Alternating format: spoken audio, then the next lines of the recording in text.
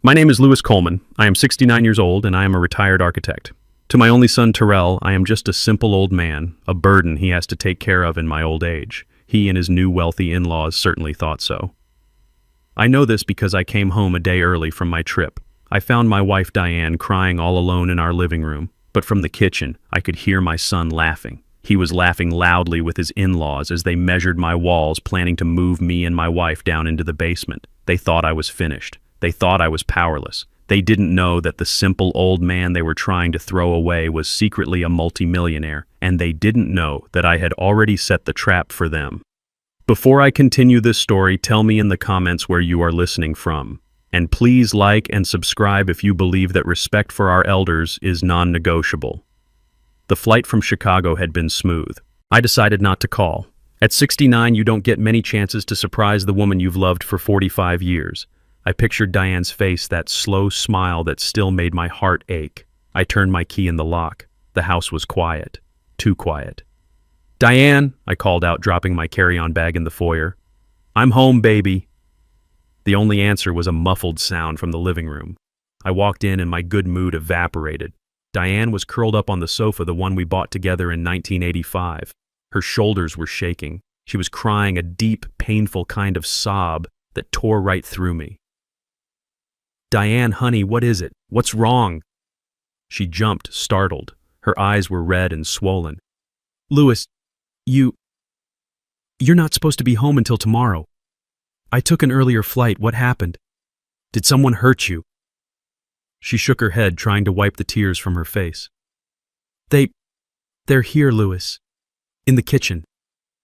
I froze. As she said it, another sound cut through the silence of the house. Laughter. It was coming from my kitchen. It was my son, Terrell. But he wasn't alone. I heard the sharp, aristocratic laugh of his mother-in-law, Barbara Preston. "Who's here?"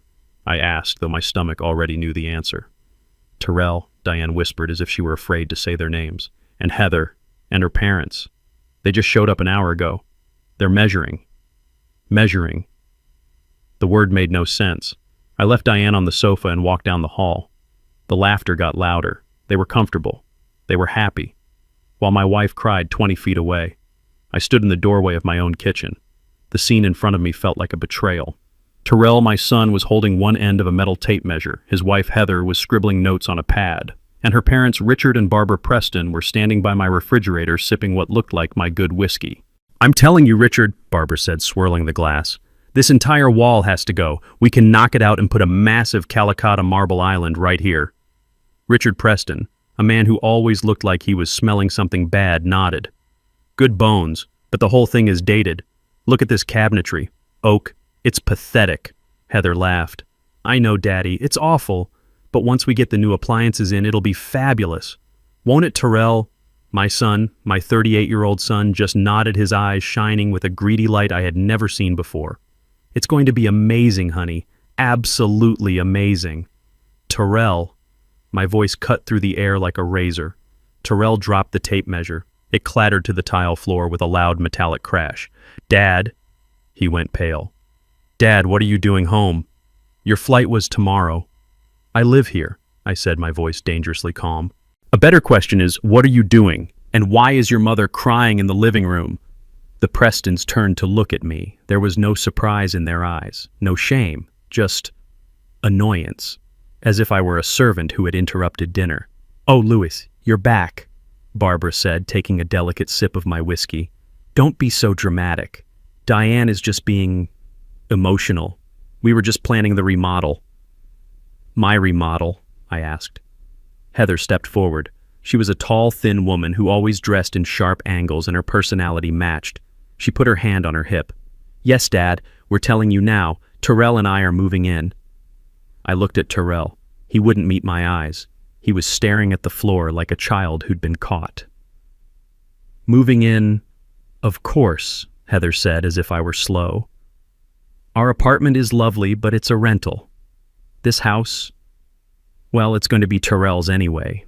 We might as well start making it our own now. It's just practical." I couldn't speak. I looked at the cabinets Henry, my father, had helped me install. I looked at the floor tiles Diane and I had laid ourselves one weekend back in '92. Heather continued oblivious. We'll be taking the master bedroom, of course. It has the ensuite. She gestured vaguely toward the hall. You and Diane can move your things down to the guest room in the basement. It's perfectly comfortable, and honestly, at your age, you don't really need all that space, do you? It'll be much more convenient for everyone. The basement. They were going to move me to my own basement. I felt the blood drain from my face. I had designed this house. I had drawn the blueprints myself. I had hammered nails alongside the construction crew. This wasn't just a house, it was my life's work. And they were talking about it like it was a piece of furniture they could just move. Get out. The words were quiet, but they carried weight. Heather actually laughed. Excuse me, what did you say? I said. I repeated louder this time. Get out of my house. Richard Preston, who had been silent, stepped forward. He was a man used to authority, a man who ran a hedge fund and looked down on everyone else. Now see here, Lewis. Let's not be children. We are family, and we are discussing a practical solution for your situation. My situation. Your age, Barbara chimed in, setting her glass down. Your limited income. Terrell has been very open with us about his finances. We know how much he has to help you out every month. I felt like I'd been punched in the gut. Terrell helped me. I had never taken a dime from my son. Not one. We think it's admirable, Barbara continued, her voice dripping with false sympathy. But it's a burden. And now that he's married to Heather, we are his family too. We've decided to shoulder that burden. We're going to take over this house. We'll handle the bills. We'll handle the maintenance. And in return, Richard added, you and Diane get a safe place to live, downstairs. It's more than fair. I turned to my son. He was still staring at the floor. His silence was his confession. Terrell. He flinched. Look at me. Slowly his eyes met mine. They were filled with shame, guilt, and something ugly. Weakness. Your wife is crying.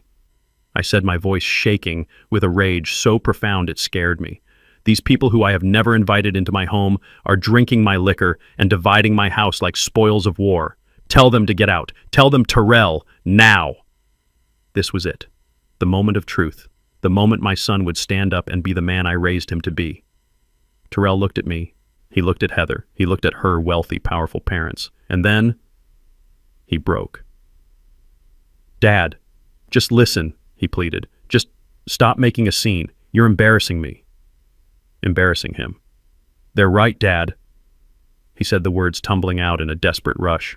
This house is too much for you. We can help. You're not getting any younger. We worry about you and Mom all the time. This is the best way. The best way, I whispered. To kick me out of my own bedroom. Dad, stop. He finally yelled, his face red. Just stop it. I am tired of this. I'm tired of worrying about this old house, tired of worrying about your bills, tired of pretending we're not all just waiting. This is my house now. Or it will be. Heather and I are making the decisions. Just accept it. And just like that, the rage was gone. It didn't fade. It vanished. It was replaced by a cold, clear silence in my head. The world sharpened. I saw my son not as the boy I had raised, but as a 38-year-old stranger, a parasite who had just confirmed my deepest, darkest fears. I saw his wife Heather smiling a smug look of victory on her face. I saw her parents looking at me with the detached pity of zookeepers observing an old lion. The son I knew was gone. I see, I said. My voice was perfectly even. I nodded slowly. I turned my back on them. I walked out of the kitchen past my son, who looked confused by my lack of shouting. I walked back into the living room. Diane was still on the sofa looking at me with terrified, hopeful eyes. Louie, what's happening? I didn't stop. I walked to the coat closet. I took out her winter coat. I walked back to her and held it open. Get your coat, Diane. What? She sniffled. Louis, what are you doing? We're leaving, I said. My voice was calm. It was the calm of a general who has just seen the entire battlefield and knows exactly where to strike. Terrell and the others had followed me into the living room. What are you talking about, Dad? Terrell asked, his voice a mix of confusion and irritation. Where are you going? You can't just leave. I helped Diane to her feet, guiding her arms into the sleeves of her coat. She looked at me, her eyes asking 1,000 questions, but she trusted me. She always had. I picked up her small purse from the table. I turned to face my son. I looked at him, at his wife, at her parents. "You said you were taking over," I said. "You said you were making the decisions now." I walked toward the front door. "So take over," I said, pulling the door open. "It's all yours." I guided Diane out onto the porch into the cold night air, and I pulled the door shut behind us. The click of the lock was the loudest sound I had ever heard. It was the sound of an entire life ending and a new one beginning. I didn't call a taxi. I used the black car service I keep on my phone. A dark, spotless Lincoln Navigator pulled up to the curb in less than 2 minutes.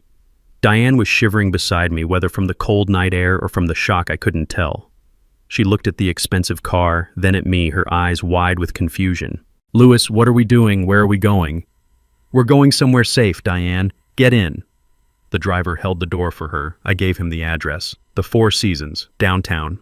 Diane didn't speak a single word during the entire ride. She just stared out the window, her reflection showing the tear tracks glistening on her cheeks. When we pulled up under the bright, elegant portico of the hotel, she tensed. "Louis, we can't," she whispered, her voice trembling. This place must cost $500 a night. We don't have this kind of money." "It's all right, honey," I said, taking her hand. I walked us to the front desk. The night manager looked up, and his professional smile immediately became one of genuine recognition. "Mr. Coleman, it is a pleasure, sir. We weren't expecting you." "It was a last-minute decision, James," I said. "I need the presidential suite immediately." "Of course, sir. Right this way. We'll have your bags sent up." Diane grabbed my arm, her fingers digging into my coat. "Louis, Mr. Coleman, presidential suite." I just squeezed her hand. "Let's get upstairs first. Then I promise we will talk." The suite was breathtaking. It was larger than the entire first floor of our house. Floor-to-ceiling windows wrapped around the living room, showing the entire city glittering below us like a carpet of diamonds. Diane walked into the center of the room and just stopped. She touched the smooth marble of a side table as if she wasn't sure it was real. "Louis," she said, her voice shaking badly now. "I am scared. What is happening? How do they know you here?" I took off my coat and laid it carefully on a chair. I sat her down on a plush velvet sofa that probably cost more than our old car. "Diane, I need you to just listen for a moment. I have to make a phone call. It is the most important call of our lives." I pulled out my phone. My hands were perfectly steady. The anger from the house had burned away all the shaking, leaving only cold, hard steel. I dialed a number I knew by heart, a number I hadn't called in almost a year. It rang twice in New York. "George Patterson speaking." "George, it's Louis Coleman." There was a sharp intake of breath on the other end of the line. "Louis, it's 3 a.m. here. This must be... is it..." "It's time, George," I said. A heavy silence stretched across the line. "Are you absolutely certain?" George's voice was all business now. "You know what this means. Clause 7B is the nuclear button. It cannot be undone. It means Terrell is..." "I am certain," I said, my voice flat. "He just had his wife and in-laws try to move my wife and me into our own basement. He made his choice. Activate it immediately. I want him cut off by morning." "Consider it done," George said. "I'll need you and Diane in my office as soon as possible. 9 a.m. My team will prepare everything." "We'll be there," I said, and hung up. Diane was staring at me, her eyes wide with a mixture of fear and confusion. "Clause 7B. Cut who off, Louis? You're frightening me. Who is George?" I sat down across from her. I had kept this secret for 40 years to protect her. Now I saw that in protecting her, I had left her defenseless. I owed her the truth. I had owed it to her for decades. "George Patterson," I began, "is my attorney, my real attorney, not the local guy we use for our taxes. George is the head of my estate." "Your estate, Diane," I said, taking her cold hands in mine. "I have not been completely honest with you or with Terrell, for a very, very long time. I told her everything. I told her about my architectural firm, how when I retired at 55, I didn't just retire. I had sold the firm. More accurately, I had sold my portfolio of structural design patents to an international conglomerate. I didn't just make enough to live on, Diane. I confessed the old lie, tasting like ash in my mouth. I made a lot. More than I ever knew what to do with. How much, Louis? She whispered. The initial sale was for $24 million. After taxes, I put $20 million of it into a blind trust. I called it the Coleman Family Trust. Diane let out a small strangled sound. 20 million. It's grown since then, honey. George manages it. It's closer to 35 million now. But why? She cried, pulling her hands away. It was a cry of betrayal, not of joy. Why would you hide this, our life? The budgeting, the old car, Terrell. Why? Because of Terrell. I said, the sadness of it all finally hitting me. I saw what money did to my partner's kids. It made them soft. It made them entitled. It made them weak. I didn't want that for our boy. I wanted him to work. I wanted him to learn the value of $1. I wanted him to be a man, not an heir. So you played poor. I lived simply, I corrected her gently. I gave him everything he needed. His college was paid for by the trust. The down payment on his first apartment, that was the trust. I always told him it was the last of my savings. I truly thought, I was teaching him responsibility. I stood up and walked to the window, looking down at the city. But I was wrong. I wasn't teaching him responsibility. I was just hiding the target. I made him believe I was weak. I made him believe I was simple. I made him believe I was a burden. And he believed it. Diane was silent, trying to process 20 years of lies, trying to reconcile the man she married with the stranger sitting in this palace of a hotel room. So, the house, she finally asked, her voice small. The house they were measuring. The house they are trying to take. I turned to face her. That's the most important part, Diane. The house isn't ours. It never was. What do you mean? I said, feeling the first cold spark of justice. It belongs to the trust. We are just its lifelong tenants. And Terrell, he just tried to evict the landlord. The next morning, Diane and I arrived at George Patterson's office. Diane was still in the clothes from the night before, her eyes red-rimmed and puffy. I, on the other hand, had called the hotel concierge at 6 a.m. and had a new $2,000 charcoal gray suit delivered to my room. When I walked out of the bedroom dressed, Diane gasped. She had never seen me in anything that wasn't off the rack. She was finally, after 45 years, beginning to see the man she had married. George's office was not a small, dusty law firm. It was on the 45th floor of the Wells Fargo Tower, a sprawling space of dark wood glass and expensive abstract art. The receptionist didn't even ask for our names. She simply stood as we entered. Mr. Coleman, Mr. Patterson is waiting for you in the main conference room. Diane clutched my hand. This was a world she had never known I belonged to. We walked into a room with a 20-foot mahogany table. George stood at the far end overlooking the entire city. He wasn't just the friendly voice on the phone. Dressed in a sharp pinstripe suit, he radiated an aura of absolute power. Good morning, Louis. Diane, George said, gesturing to the chairs. I apologize for the circumstances, but I am glad you are finally here. We have a lot to cover and very little time. George, what's going on? Diane asked, her voice quiet. Louis told me about the trust, but why did Terrell act like that? It's not just the house, is it? No, Diane. It's not, George said grimly. He slid a thick spiral-bound report across the table to me. I took the liberty of activating my investigators the moment Louis mentioned the possibility of activating Clause 7B. What you saw last night was not just disrespect. It was desperation, pure and simple. I opened the report. The first page was a summary of my son's finances. I felt the blood drain from my face. My God, I whispered. What is it, Louis? Diane asked, leaning over. I couldn't speak. I just turned the report so she could see the final number at the bottom of the page. What is $750,000, she asked. That George said is the amount of debt your son, Terrell, and his wife, Heather, are currently in. But that's impossible, Diane protested. Terrell has a wonderful job. He's a marketing director. He makes good money. He told us he makes $150,000 a year, George interrupted. Which is a respectable salary. The problem is his wife Heather spends $300,000 a year. He clicked a remote. The large screen on the wall lit up. It was a spreadsheet. Credit card statements, Neiman Marcus, Saks Fifth Avenue, a lease payment for a new Maserati that Heather was driving, mortgage payments on a condo they couldn't afford. They are living a lie, Diane, I said, the pieces clicking into place. A complete suffocating lie. But the Prestons, Diane said.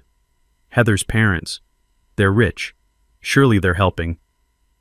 That's the worst part, George said, clicking to the next slide. The Prestons are rich, yes, but they are also frugal, with their own money. They believe in appearances, but not in handouts. They expect Terrell as the husband to provide that lifestyle. Terrell, in an attempt to keep up with their expectations, has been drowning. He's taken out personal loans. He's maxed out 22 separate credit cards. He is, to put it plainly, about to lose everything. I looked at the numbers at the trips to Aspen, the jewelry purchases. This is why they were measuring my kitchen, I said. They need the money from my house. They need it now. It's worse than that, Louis, George said. His voice dropped and the room felt suddenly colder. What they did yesterday, that was not Plan A, that was Plan B. Plan A, Diane whispered. George looked at me. Louis. I didn't want to tell you this unless it became necessary, but 3 months ago I received a call from the executive manager at the bank that handles the Coleman Trust. He clicked to a new document. It was a scanned copy of an email. 3 months ago, Terrell Coleman and his father-in-law, Richard Preston, scheduled a private meeting with the bank. They brought a lawyer of their own. They petitioned the bank to have the control of the trust's assets frozen. I stood up from my chair. They did what? They attempted to have you, Louis, legally declared mentally incompetent. Diane let out a small, horrified gasp. They presented a file, George continued, full of anecdotal evidence. How you forget things. How you live beneath your means, which they cited as a sign of senile hoarding. How you refuse to manage your own finances, letting them fall into disarray. But we live simply, Diane protested. That was our choice. It was a choice they tried to weaponize against you, George said. They argued that Louis's refusal to live a life of luxury was proof that he was no longer sound of mind. They wanted the bank to grant Terrell emergency signatory power over the trust to protect his father's assets. They wanted the $35 million. I stated, the ice in my veins spreading. They wanted it all, George confirmed. And the bank, of course, laughed them out of the room. The trust is ironclad. It's designed to prevent exactly this. The bank manager knows you personally, Louis. He knew it was a fraudulent claim, and as per the trust's security protocol, he called me immediately. I sat back down, the weight of the betrayal crushing me. This wasn't just a greedy son wanting a bigger house. This was a cold, calculated, premeditated conspiracy. My son had tried to have me locked away, to have my mind legally erased so he could steal his inheritance. So, yesterday, Diane said, connecting the final piece. Yesterday was Plan B, I finished for her. When they failed to get the trust, they decided to go after the only asset they thought I actually owned, the house. They couldn't get the millions, so they settled for the $500,000 they thought the house was worth. They weren't just moving us to the basement, Louis, Diane said, her voice now hard as steel. They were moving us out of our lives, one way or another. I looked at George. So he did it. He triggered Clause 7B. George Patterson smiled. He triggered it the moment he walked into that bank 3 months ago. Louis, Terrell is already disinherited. He just doesn't know it yet. Diane's hands were shaking, but not from fear anymore. It was rage, a pure, cold rage I had never seen in her. They tried to have you committed, she whispered, her voice low and dangerous. They tried to lock you away. They did, I said, and they failed, so they came for the house. Those vultures, she hissed. Louis, what does this mean? What happens now? I looked at George. Tell her exactly what Terrell just did to himself. George steepled his fingers, looking at Diane with a calm, professional respect. Diane, when Louis and I set up this trust, he was worried about this exact scenario. He was worried that Terrell, surrounded by the wrong influences, might one day see him as a piggy bank rather than a father. So Louis had me write in a very specific, very punitive clause. We call it Clause 7B. What does it do? Diane asked. We nicknamed it the wolf in sheep's clothing clause, George said. It states that if any primary beneficiary, in this case Terrell Coleman, is found to have engaged in any act of willful financial, emotional, or physical harm against the founders Louis and Diane Coleman, that beneficiary is immediately and permanently disinherited. Diane's eyes widened. Permanently, irrevocably, as if he had never been named in the trust at all, George confirmed. The attempt to have Louis declared mentally incompetent, an act of profound financial and emotional harm, triggered this clause 3 months ago. And yesterday, he added, their hostile attempt to take your home and banish you to the basement was the final undeniable nail in his coffin. As of this moment, Terrell Coleman has no legal claim to a single penny of the $35 million Coleman family trust. The words hung in the air. $35 million. Lost. Diane processed this. So, what happens to the money? To the house? Where does it all go? It goes, George said, to the contingent beneficiary, the person Louis designated to inherit everything in the event of Terrell's disqualification. I smiled. Monique. Monique, Diane said, surprised. Your sister's girl. My sister's daughter, I affirmed. The one who works as a public school nurse in Atlanta. The one who calls us every single Sunday just to check in. The one who still sends you a handmade card for your birthday, Diane.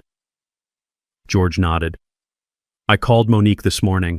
I explained the situation. She was shocked, to say the least. But she understands. She is flying in tonight.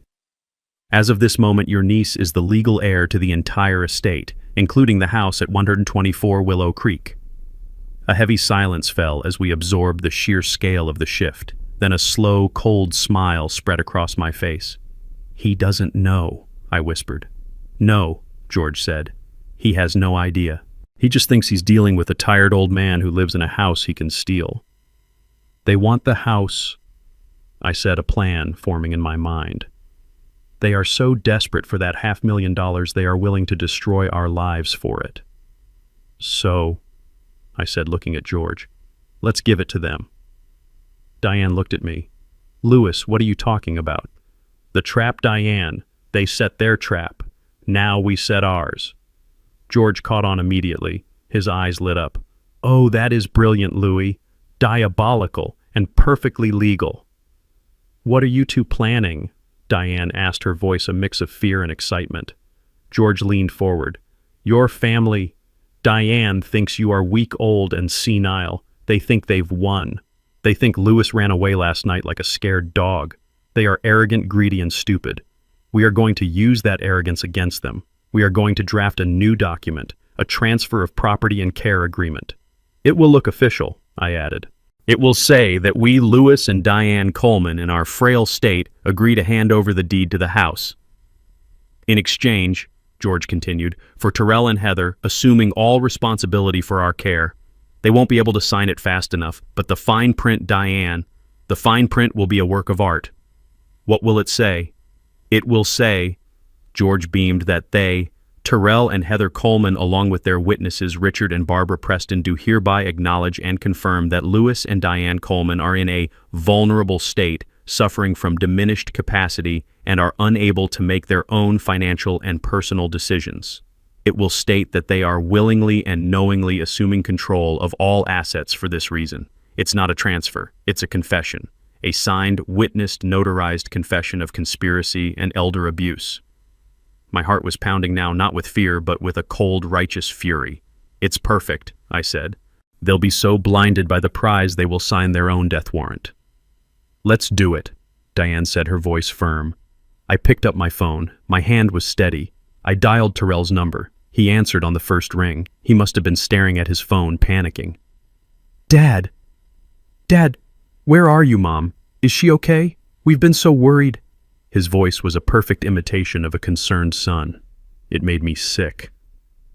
I let out a long, weary sigh. I made my voice tremble. Terrell. Son. Dad. What's wrong? Your mother and I, we're at a lawyer's office, I said, playing the part of a broken, defeated man. We've been talking all night. And maybe you're right, son. I heard a sharp intake of breath on his end. Silence. What do you mean, Dad? He asked, his voice cautious, not daring to hope. We're old, I said, letting my voice crack. Diane is a wreck. I can't fight this anymore. You said you'd take care of us. You said you'd handle everything. The house, it's too much. Oh, Dad, he breathed. The relief in his voice was disgusting. Yes, of course, we'll take care of everything. You're doing the right thing, I promise. Good, I said. Then, I need you to come down to the lawyer's office, George Patterson, in the Wells Fargo Tower. I want to sign the house over to you, officially. Let's just get this over with. There was a pause. I could almost hear the gears turning in his head, the greed overwhelming any tiny speck of caution. You're serious, he whispered. You'll sign the house over today. Yes, I said. 2 p.m. Bring Heather, and bring her parents. They seem to be involved. I want everyone here as witnesses, so it's all legal. Yes, Dad, absolutely. His voice was bright, triumphant. We'll be there 2 p.m. Don't you worry about a thing. We'll take care of you from now on. I know you will, son, I said. I know you will. I hung up the phone.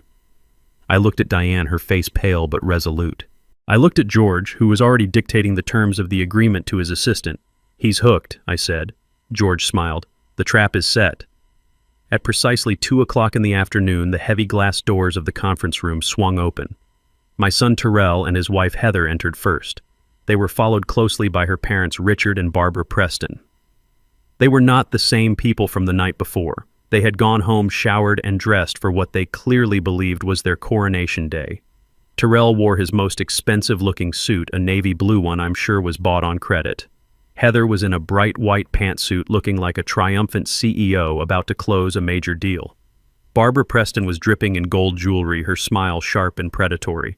Richard just looked smug, as if he had personally orchestrated this entire victory. Dad, Terrell said, walking over and placing a hand on my shoulder. His hand felt heavy, proprietary.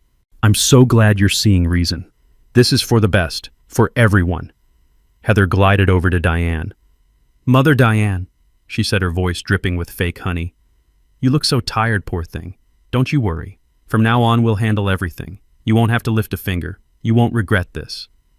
Let's get this over with, Richard Preston announced, pulling out a chair at the head of the table as if he owned the place. We have celebratory dinner reservations at 7.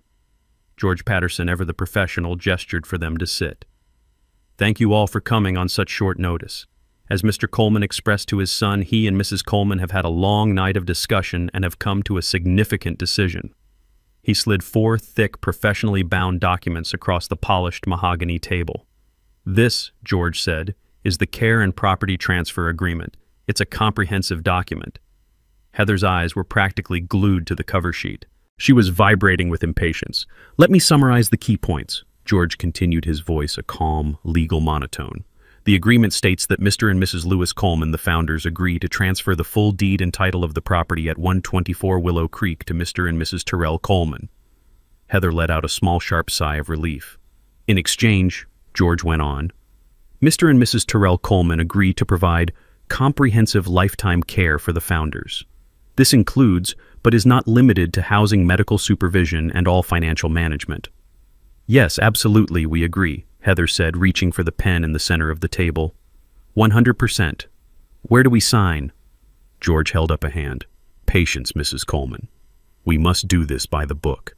There are several signature pages. He turned to Richard and Barbara. And since you, Mr. and Mrs. Preston, were present during the initial family discussion last night and are here today, we would be grateful if you would sign as official witnesses to this agreement. Witnesses, of course, Richard said, puffing out his chest. Excellent, George said. Your signatures will be on page 8. It's just a standard witness attestation. It verifies that you are present, that you are party to this agreement, and that you can attest to the founder's state of mind. Their state of mind? Barbara asked, her smile tightening. Yes, George said smoothly, flipping through the pages. Right here. By signing, you attest that you have personally observed and agree that Louis and Diane Coleman are now in a state requiring dedicated supervision and are making this decision based on their acknowledged inability to manage their own affairs. Richard and Barbara looked at each other and smiled. They thought this was brilliant. They thought this legally cemented their argument that we were senile. Of course, Richard said, nodding. We are happy to attest to that. We've been saying it for months. They are clearly in need of supervision. Wonderful, George said. Then please let's begin. He passed the first copy to Heather. She didn't even open it. She flipped directly to the last page and signed her name with a flourish. Tyrell followed his signature, messier, more nervous, but just as fast. They didn't read a single word. They didn't read the clauses confirming their acknowledgement of our diminished capacity. They didn't read the fine print detailing their willingness to assume control. They just signed. Then George passed the next two copies to Richard and Barbara. They too flipped to page 8 and proudly signed their names as witnesses legally attesting to our incompetence. Finally, George slid the last copy to me and Diane. I looked at Diane. Her hand was steady. She picked up the heavy, expensive pen. She signed her name. Then I signed mine. George gathered all 4 copies, stacking them neatly. Well, he said, tapping them on the table, that seems to be everything. Heather stood up, beaming. She clapped her hands together once. Perfect. Well, that's that. Tyrell, darling, we need to call the contractors. They can start on the master bedroom tomorrow. She turned to me. Dad, Mom, we'll help you start packing your things for the basement as soon as we get home. It will be so much cozier for you down there. Tyrell looked relieved, as if the weight of the world, or at least $750,000 of it, had been lifted from his shoulders. I let the silence hang for a moment. I watched them bask in their victory. I saw the greed, the relief, the sheer, unadulterated arrogance. I let them enjoy it for a full 10 seconds. Then I looked at George. He nodded. Actually, I said, my voice clear and strong, cutting through Heather's happy chatter. We're not quite finished yet. Heather's smile faltered. What do you mean we signed everything? You did, I agreed. But there's just one small logistical problem with the document you just signed. A minor detail, really. Richard Preston narrowed his eyes. What detail? I leaned forward. The house. I don't actually own it. Heather's triumphant, beaming face was a picture of pure greed. Richard Preston looked smug.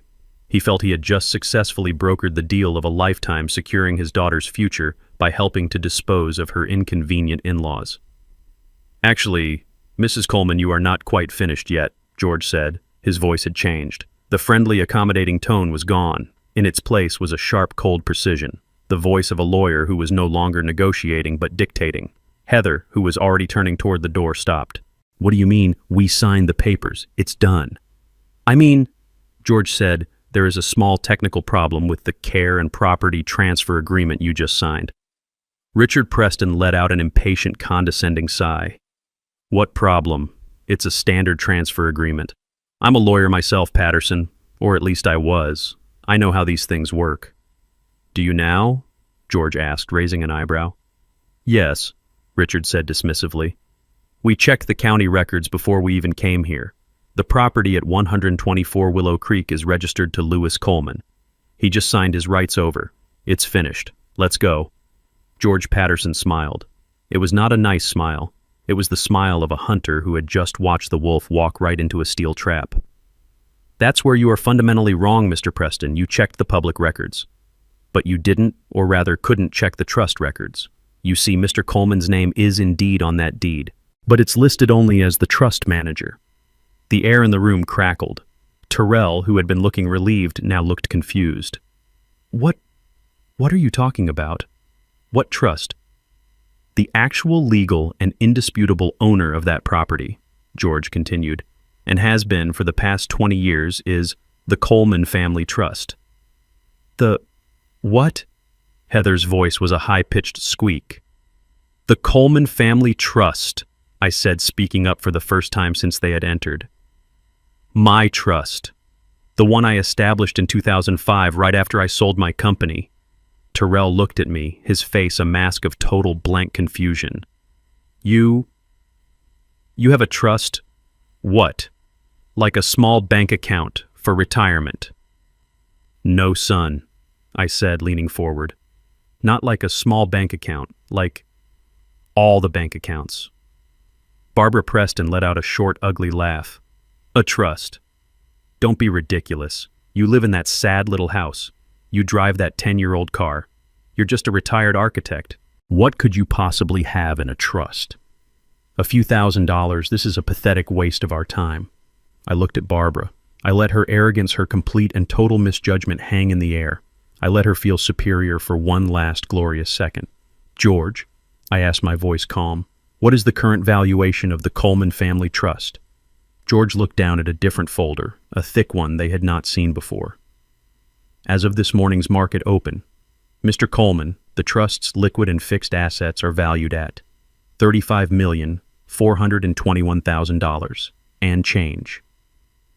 The silence that followed was so profound I could hear the faint hum of the air conditioning. I could hear Diane let out a shaky breath beside me. She knew, but hearing the number said out loud in this room was still a shock. Terrell just stared at me. His mouth opened, then closed. No sound came out. Richard Preston's smug, fleshy face dissolved. He looked like he had been physically struck. 35 million.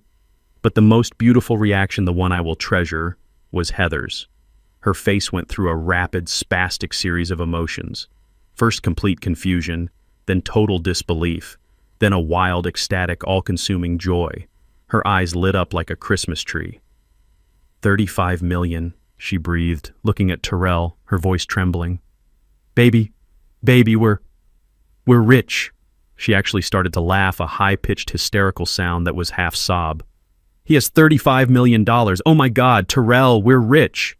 She launched herself at Terrell, who was still paralyzed, throwing her arms around his neck. We're rich. We don't need the stupid house. Who cares about the house? We get the trust. She pulled away from him and turned to me, her entire demeanor changing in an instant. The fake honey was gone, replaced by a frantic, desperate, clawing adoration. Dad!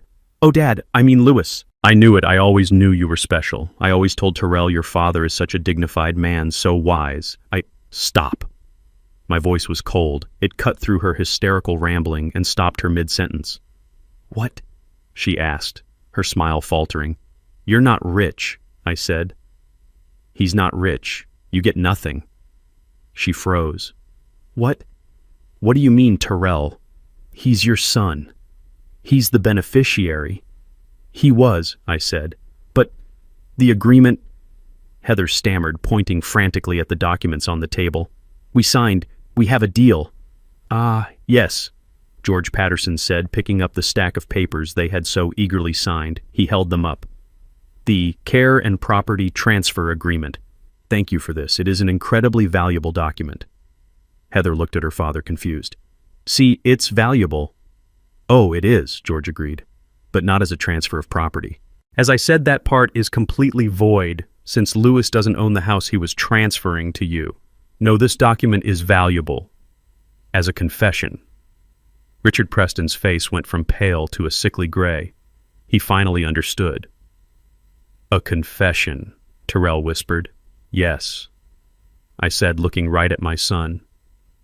You, your wife, and your in-laws have just signed a legally binding document attested to by witnesses stating that you all believe I am mentally incompetent, that you believe I am suffering from diminished capacity, and that you are conspiring to take control of my assets based on that belief. You just handed me all the proof I will ever need for a court of law. Terrell stared at the papers, then at me, and then at George. The color was draining from his face, only to be replaced by a dark, ugly flush of anger. So, what? He suddenly shouted, slamming his flat palm on the mahogany table. The sound made Heather jump and Diane flinched. So what? It's a stupid piece of paper. It's a trick. It doesn't mean anything. He turned his wild eyes on me, his voice pitching higher, cracking with panic. You can't do this. I am your son. I am your only son. I am the beneficiary. That trust, that $35 million, it's mine. You can't just take it away from me. He can't. Right, Richard, tell them. He was looking at me, but he was pleading to his wife, to his in-laws, trying to reassure them, trying to reassure himself. It's my birthright. You were the beneficiary, Terrell, I said. My voice was quiet. The calm in the room seemed to terrify him more than any shouting could. You were the beneficiary right up until 10:15 a.m. on Tuesday, August 12th, 3 months ago. Terrell froze. I don't know what you're talking about. Don't you? I asked.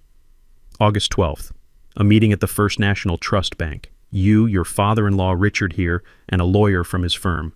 Does that ring a bell? Terrell's face went slack. He looked like he had been shot. How did you know about that? The bank? They said it was a confidential inquiry. They called me. George Patterson interjected, his voice like ice. The moment you left the building. As the administrator of the Coleman Trust, I am legally obligated to investigate any hostile inquiries or attempts to seize control of the assets. Hostile inquiries, Terrell stammered, grasping for a defense.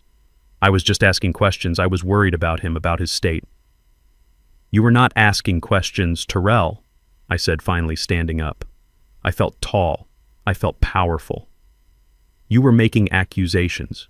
You told the board members that I was senile. You told them I was hoarding. You claimed my simple private lifestyle was proof of advanced mental decay and a danger to myself and the estate.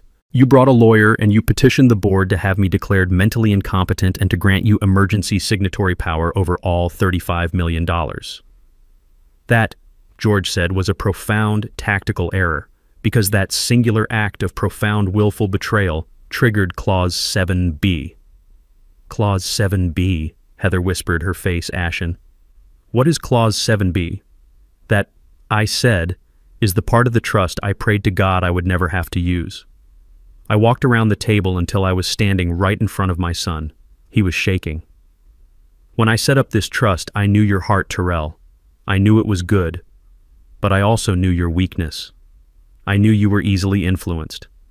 I knew you desperately wanted to be liked by people like them. I gestured to the Prestons. People who only value what things cost. So I had George build a defense mechanism into the very heart of the trust. A fail-safe, a poison pill. We call it the wolf in sheep's clothing clause. Diane, who had been silent, spoke her first word since they had entered. Her voice was cold. Explain it. It states, I said, looking directly into Terrell's terrified eyes, in very simple, ironclad legal terms, that if the primary beneficiary, Terrell Coleman, or any person acting in concert with him, like his wife or his in-laws, is found to have committed willful financial, emotional, or physical harm against me or your mother, that beneficiary is immediately, automatically, and permanently disinherited, as if he had never been named in the first place. Permanent, Diane echoed. It was a judgment. The moment you sat in that bank and tried to have me erased from my own life, Terrell, I said you erased yourself from my legacy. You get nothing. Not the house, not the savings, not a single penny of the trust. Not now, not ever. The words settled in the room like dust. Richard Preston was the first to react, sputtering, his legal mind grasping for a loophole. This is outrageous. It's coercion. It's a contract of adhesion. It won't stand up in court. We'll fight this. George Patterson actually chuckled, a cold, dry sound. Fight it with what Mr. Preston. It already has stood up. The trust was vetted against this exact challenge by 2 federal courts when it was drafted. It is ironclad. Your client disqualified himself 3 months ago with his own actions. George held up the stack of papers they had just signed. And to make matters worse, he and all of you just signed a full notarized confession admitting to the very acts that disqualify him. The game is over. You lost. And that was when Heather understood. The house was nothing. The $35 million, the fantasy, the entire reason she was in this room, the entire basis of her marriage. It was all gone. It had never been hers. She looked at Terrell, her face a mask of pure reptilian hatred. You idiot, she hissed at him. You failed. And then her eyes rolled back in her head and she collapsed, sliding gracelessly out of her expensive chair and onto the Persian rug in a dead faint. Heather was still on the floor, propped up on one elbow. Her expensive white pantsuit was smudged with dust from the rug. Richard and Barbara Preston were frozen in their chairs, their faces a sickly shade of gray, looking like statues in a museum of their own arrogance. Terrell, my son, was the only one moving. He was shaking his head over and over as if he could physically deny the words he had just heard. He ignored his fainted wife. He ignored his stunned in-laws. He only looked at me, his eyes wide with a desperate childish panic. "No," he whispered. "No. If not me, then who?" His voice cracked. "Who gets it? Who gets the house? Who gets everything? It doesn't just disappear, does it?" He looked around the room as if the $35 million was a physical object, a trophy that had been promised to him, and he was terrified it had just vanished. I didn't answer him. I didn't have to. I simply turned my head and nodded to George. "George, I believe our other guest is waiting. Would you please ask her to join us?" George pressed a small button on the conference room intercom. "You can come in now, Monique." The side door, the one leading to George's private office, opened. A young woman walked in. She was about 30 years old, wearing simple blue nurse's scrubs. Her hair was pulled back in a practical ponytail, and her face was kind but etched with a deep sadness. It was my niece, Monique, my sister's daughter. Terrell's head snapped toward her. His confusion instantly curdled into a new, raw, burning rage. "Monique, what the hell are you doing here? This is a private family meeting. Get out."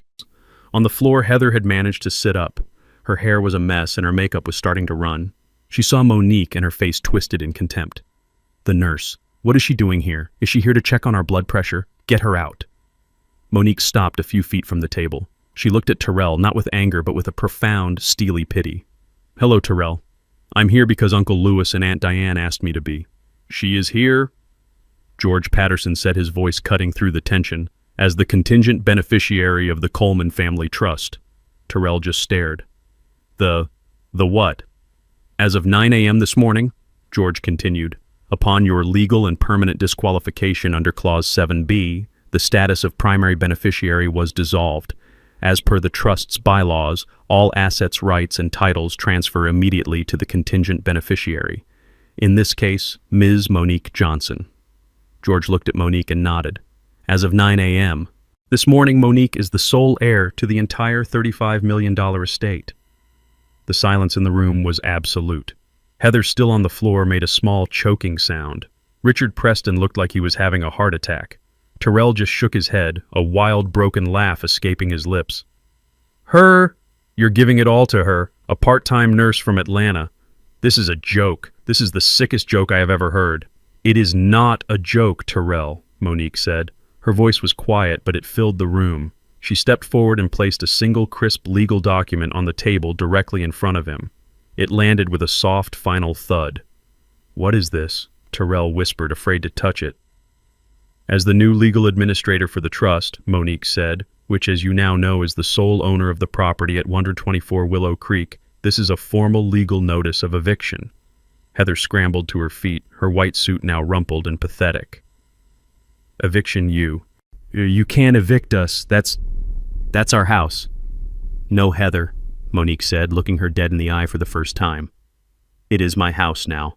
Or rather, it belongs to the trust, which I manage on behalf of my aunt and uncle. You and Terrell were living there as guests. Last night you attempted to evict the rightful tenants and move them to the basement. You are no longer guests." She tapped the paper. "This notice gives you and your husband, Terrell Coleman, exactly 24 hours to vacate the premises." 24 hours, Terrell exploded, finding his voice. "That's insane. We have things there. Our furniture. Our lives are in that house.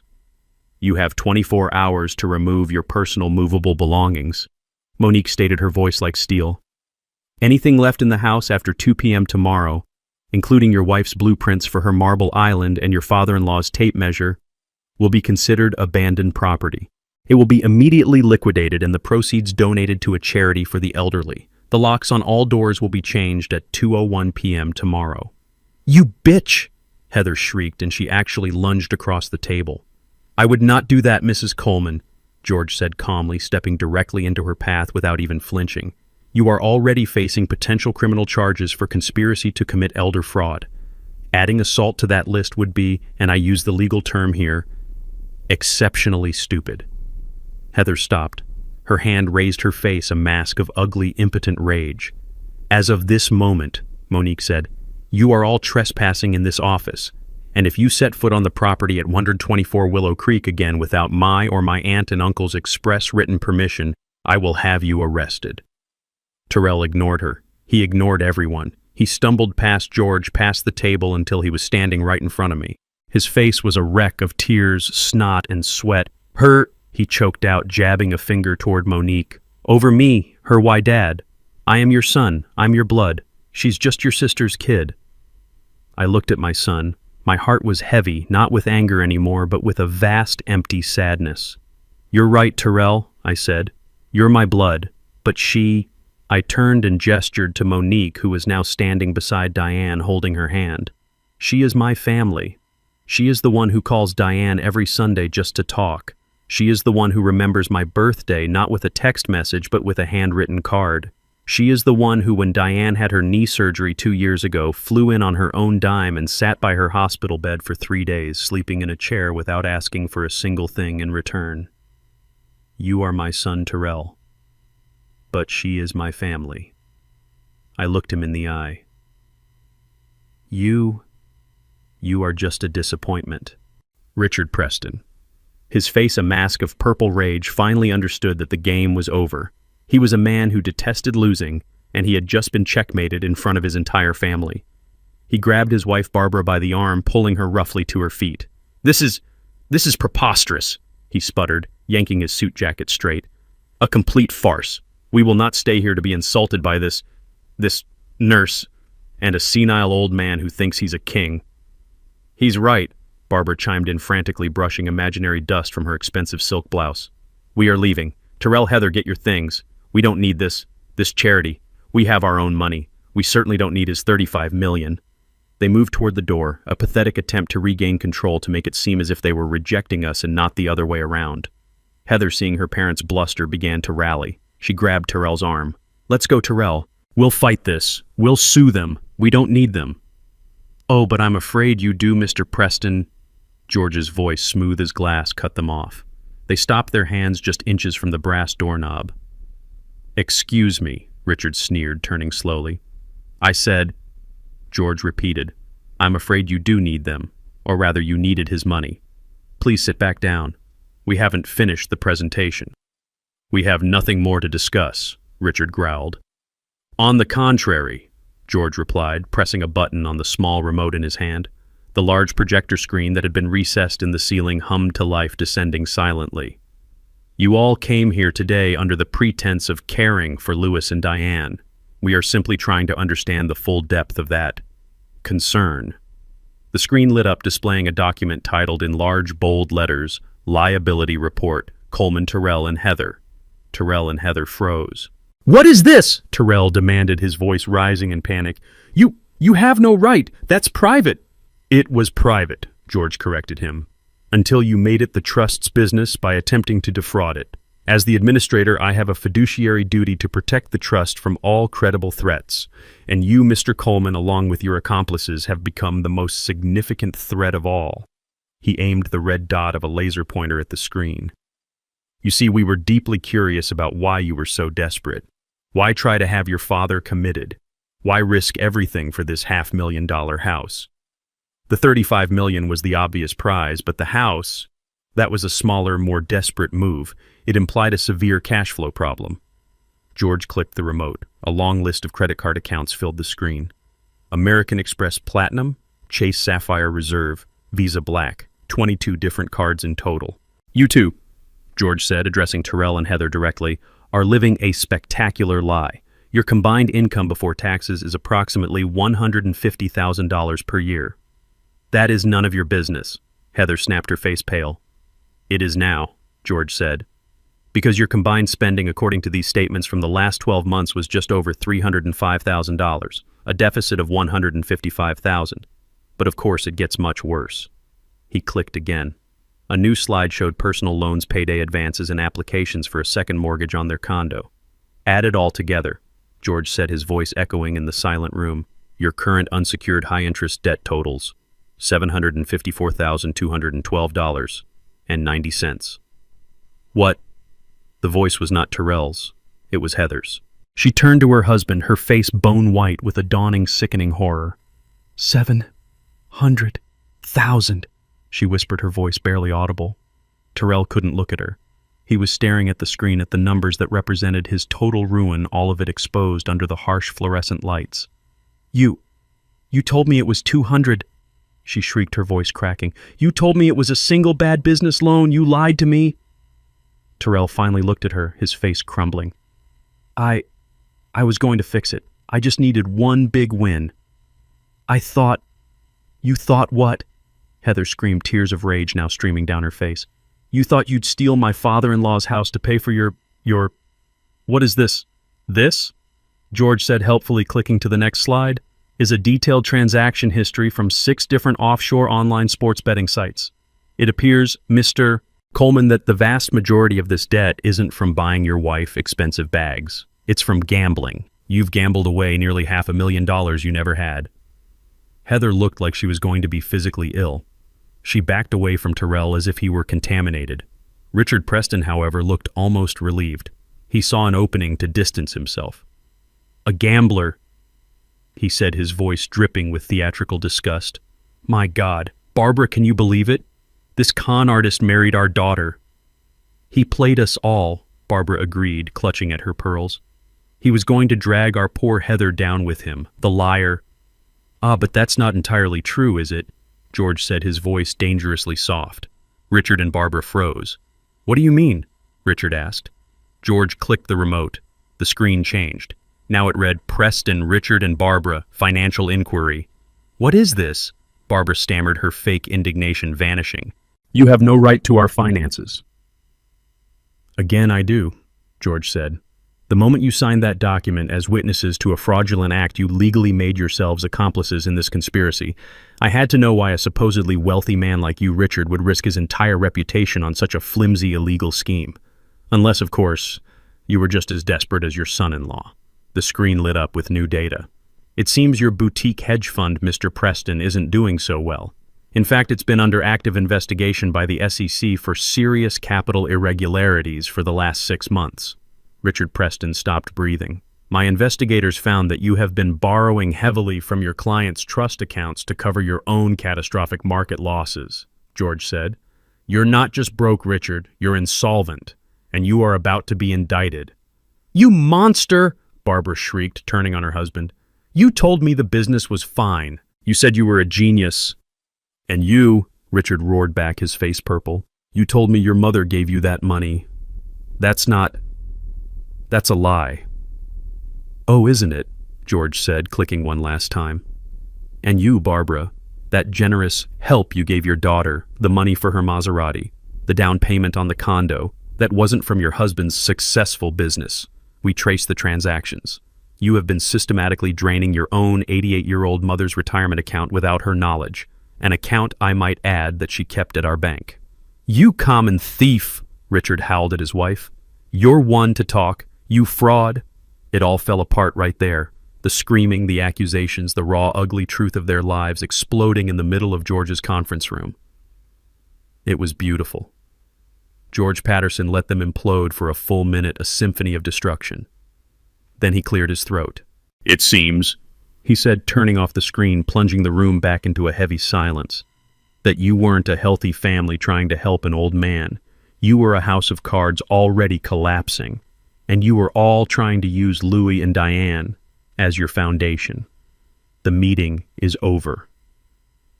The heavy silence in the room stretched for a full 10 seconds. It was broken by Heather. She hadn't fainted. She had been calculating. She slowly, very slowly got to her feet, her face pale, her eyes fixed on my son Terrell. You, she whispered. Her voice was no longer sweet or faked. It was a low reptilian hiss. You lying, worthless, fraud. Terrell, who was still staring at the blank screen where his $35 million had just vanished, flinched. What, Heather? I didn't lie. I thought... You thought... She shrieked, her voice suddenly climbing into a hysterical register that made everyone wince. You thought... You told me your family was old money. You told me your father was modest and eccentric. You told me this house was just the beginning. I was trying to give you what you wanted, Terrell yelled back, his desperation finally finding an outlet in anger. I was trying to keep up. Who was the one who needed the Maserati, who had to have the condo in the city, who spent $10,000 on a single handbag last week?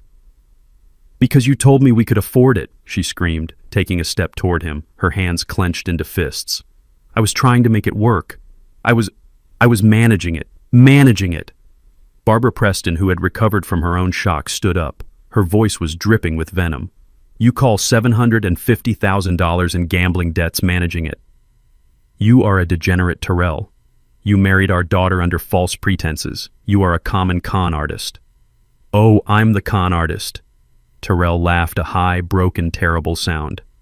Your husband is a crook. He's about to be indicted by the SEC, and you?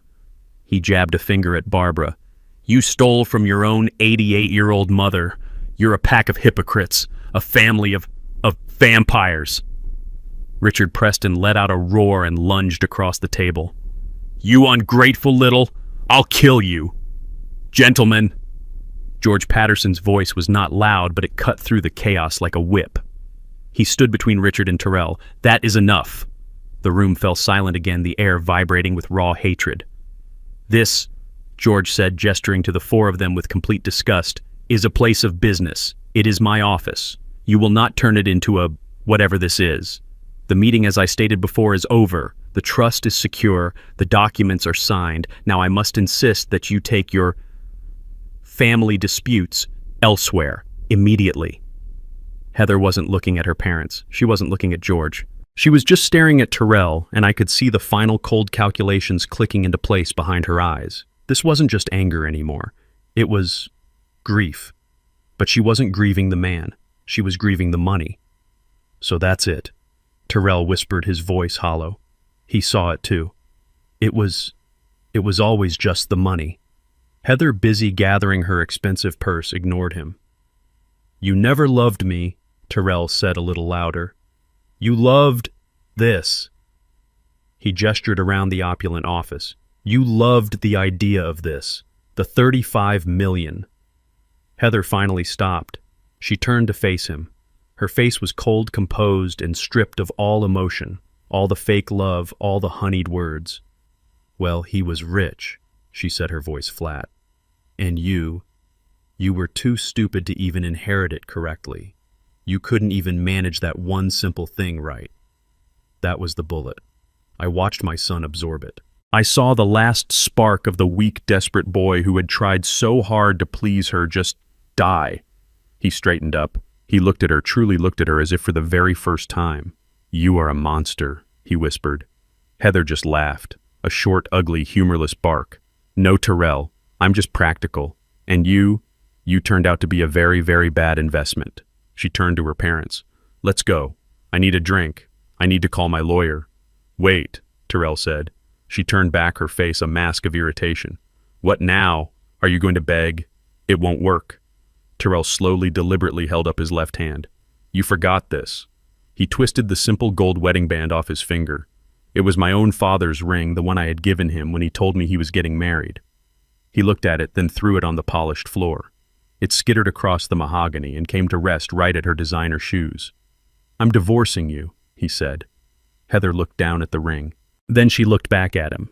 She laughed again, that same horrible, brittle laugh. Divorce me. You can't afford to divorce me, you fool. I'll take... Wait. She stopped. The final, terrible realization hit her. There's nothing to take. Exactly, I said from my chair. Heather's face crumpled. The last shred of her composure shattered into pure, unadulterated fury. She ripped the massive, glittering diamond ring, the one he had bought her with a fraudulent loan, off her own finger. Fine, she screamed. You want it? Have it. She didn't throw it on the floor. She threw it directly at his face. Terrell ducked, and the ring, worth a fortune he never had, hit the glass conference room wall behind him with a sharp tink. I would rather go home and live with my criminal parents. She spat, her voice thick with venom. Than spend one more second breathing the same air as a broke, pathetic failure like you. She grabbed Barbara's arm. Let's go. I'm calling my lawyer. I want an annulment. Barbara, looking completely defeated and 10 years older, let her daughter pull her from the room. Richard Preston was the last to leave. He didn't look at his wife or daughter. He stopped at the door, turned, and looked right at me. His eyes were cold, dead, and full of a hatred that was almost tangible. You, he growled, his voice low, you enjoyed this. You planned this whole thing, this entire humiliation. No, Richard, I said, meeting his gaze. I didn't plan. I just lived my life quietly. You planned. You conspired. You were the ones who were arrogant. I just had a better emergency exit. He stared at me for a long, terrible moment, the promise of future battles hanging in the air between us. Then he turned and followed his family out of the office, pulling the heavy door shut behind him.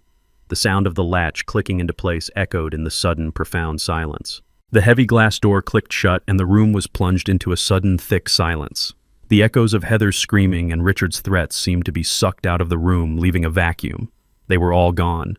The Prestons with their fake wealth and real cruelty. Heather with her venom and her ambition. They had vanished like a bad dream. The only one left was Terrell.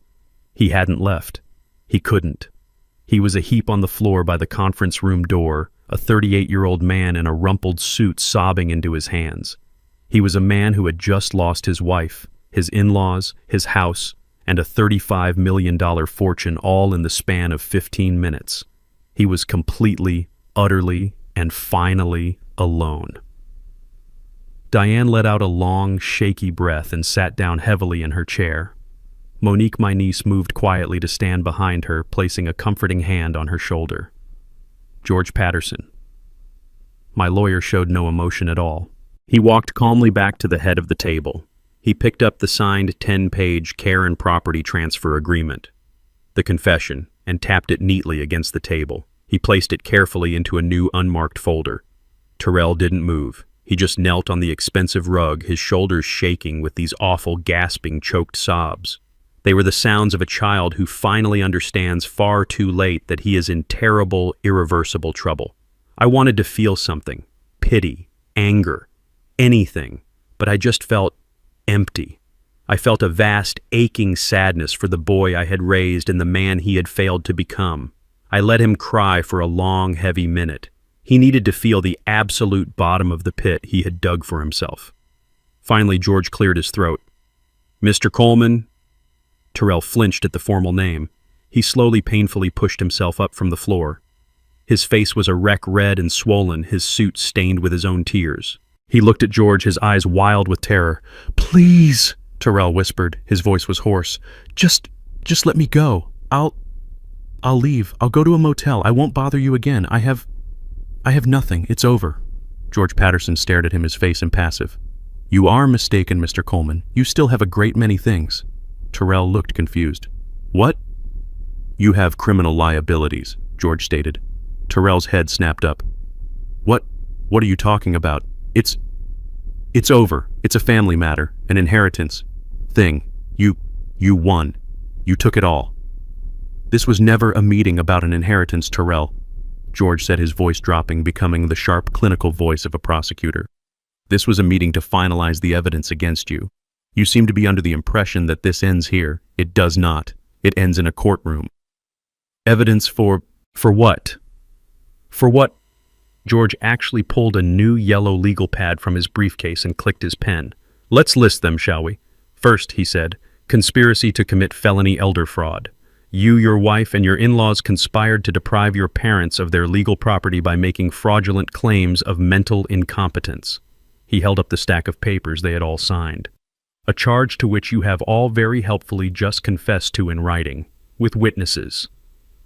Terrell began to shake a visible tremor that started in his hands. No, we just thought... Second. George continued writing on the pad. Attempted wire and bank fraud, a federal offense. 3 months ago, you and Richard Preston personally petitioned the First National Trust Bank to gain control of the Coleman Trust's assets, making false claims about your father's mental state. The bank's security footage is excellent. The manager's testimony is even better.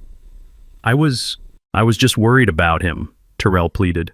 Third, George went on, ignoring him. Forgery, attempting to access bank funds using what you believe to be your father's authority. And finally, my personal favorite, felony elder abuse. You intentionally and systematically inflicted profound emotional and mental distress on your parents, both citizens over the age of 65, for the explicit purpose of financial gain, in this state that carries a mandatory minimum prison sentence. The word hung in the air. Prison. Terrell's face went from pale to a sickly greenish white. He wasn't crying anymore. He looked like he was going to be sick. Jail, he whispered, his voice cracking. You're talking about jail. I'm talking about prison, Terrell. George said, his voice like ice. Men like Richard Preston, white-collar criminals, they get prison. But men like you who gamble away $750,000 and then try to defraud their elderly parents to cover it up, judges are not kind to men like you. Terrell's legs buckled and he collapsed back into the nearest chair. He didn't look at George. He didn't look at Diane. He turned his wide, terrified, pleading eyes to me. Dad, he choked out. Dad, please. You wouldn't. He stumbled out of the chair and fell to his knees in front of me. He grabbed the legs of my new suit. Dad, please, you wouldn't send your son to prison. You wouldn't do that. It was Heather. It was her parents. They put those ideas in my head. They told me it was normal. I was desperate. I love you, Dad. I've always loved you. Please don't do this. I looked down at the 38-year-old man sobbing at my feet. You love me, I repeated.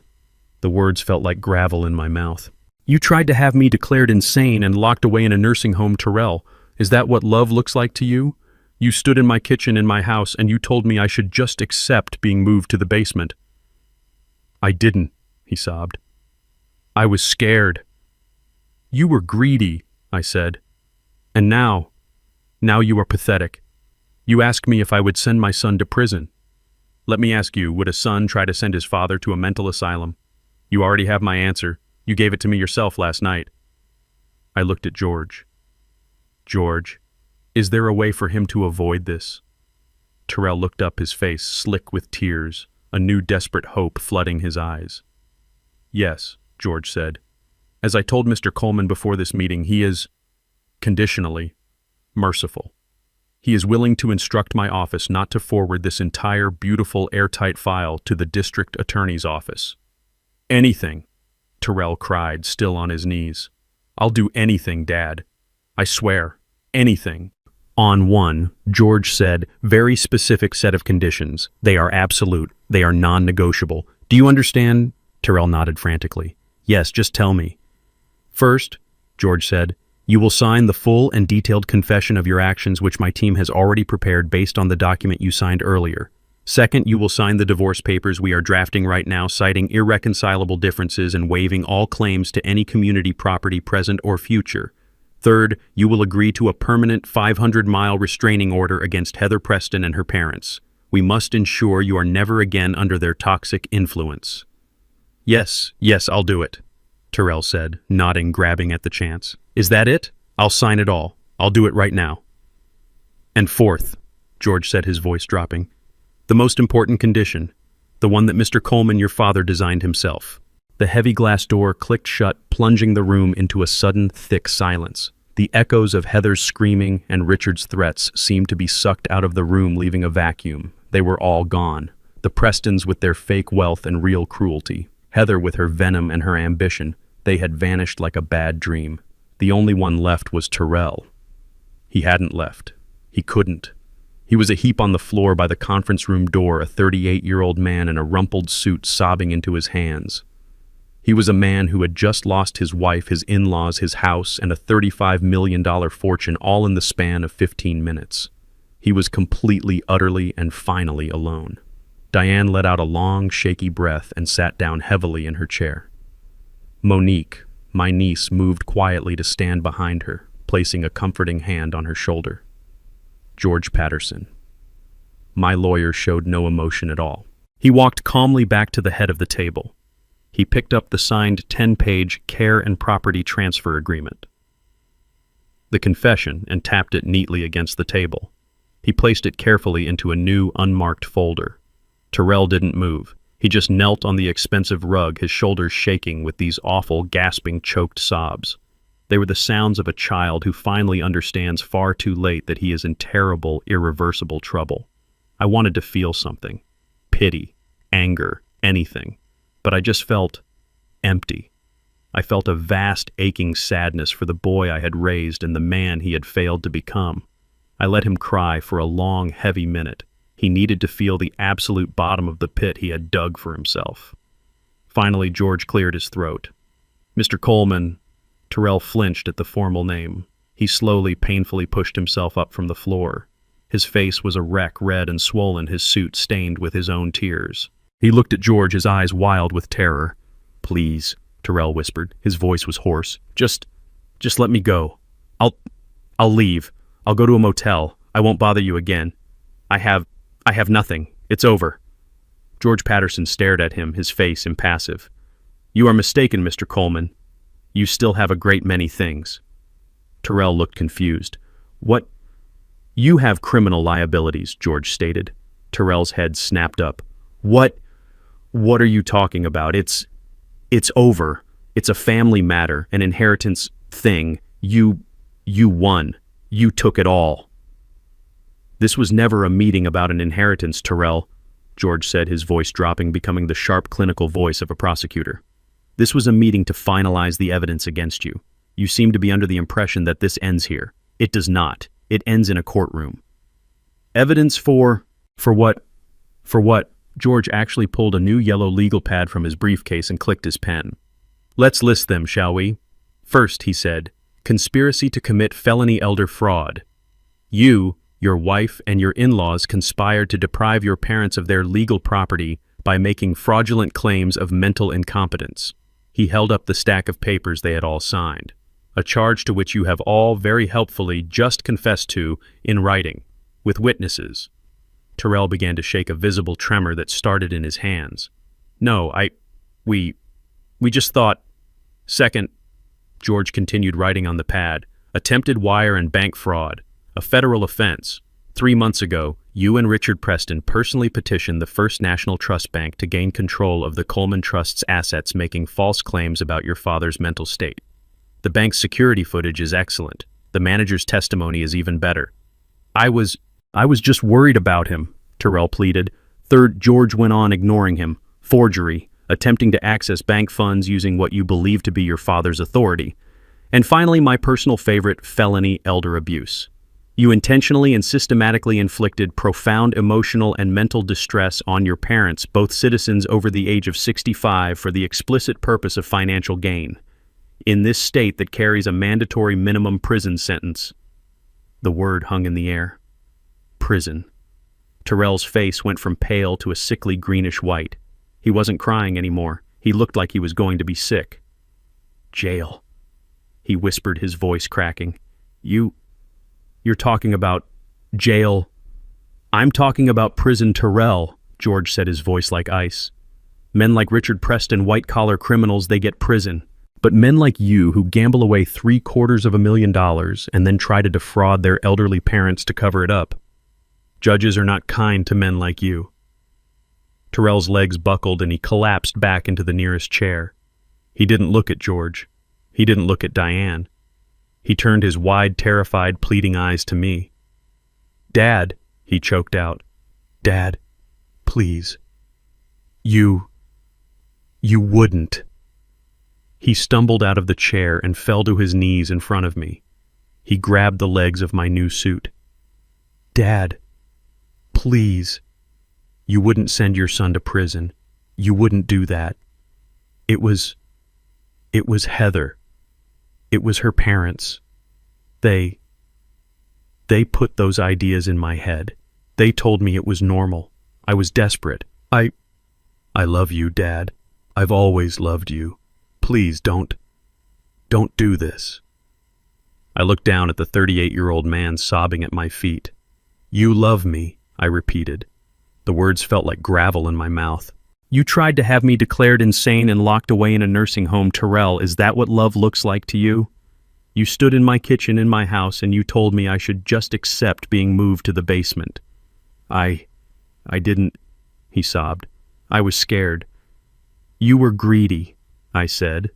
And now you are pathetic. You asked me if I would send my son to prison. Let me ask you, would a son try to send his father to a mental asylum? You already have my answer. You gave it to me yourself last night. I looked at George. George, is there a way for him to avoid this? Terrell looked up, his face slick with tears, a new, desperate hope flooding his eyes. Yes, George said. As I told Mr. Coleman before this meeting, he is conditionally merciful. He is willing to instruct my office not to forward this entire beautiful airtight file to the district attorney's office. Anything, Terrell cried, still on his knees. I'll do anything, Dad, I swear, anything. On one, George said, very specific set of conditions. They are absolute, they are non-negotiable. Do you understand? Terrell nodded frantically. Yes, just tell me. First, George said, you will sign the full and detailed confession of your actions, which my team has already prepared based on the document you signed earlier. Second, you will sign the divorce papers we are drafting right now, citing irreconcilable differences and waiving all claims to any community property present or future. Third, you will agree to a permanent 500-mile restraining order against Heather Preston and her parents. We must ensure you are never again under their toxic influence. Yes, I'll do it, Terrell said, nodding, grabbing at the chance. Is that it? I'll sign it all. I'll do it right now. And fourth, George said, his voice dropping, the most important condition, the one that Mr. Coleman, your father, designed himself. Terrell was still on his knees, looking up at George, waiting for the final blow. He was a cornered animal ready for anything. But before George could speak, Diane held up her hand. Wait, George, just wait. She had been silent, a ghost in the room, absorbing every awful revelation. Now she stood up from her chair. She walked past me, past Monique, and stood over her son. I expected to see her usual softness. I expected tears. But her face was hard. It was the face of a mother who had been betrayed to her very core. Before we talk about conditions, she said, her voice shaking but clear, I need to know one thing. Terrell looked up at her, his face a mess. Mom, anything. Why? She asked. It was the simplest question in the world and the most complicated. Just why we loved you, Terrell. We gave you everything. We worked so hard. Your father, he built this legacy, this secret to protect you. And you tried to destroy him.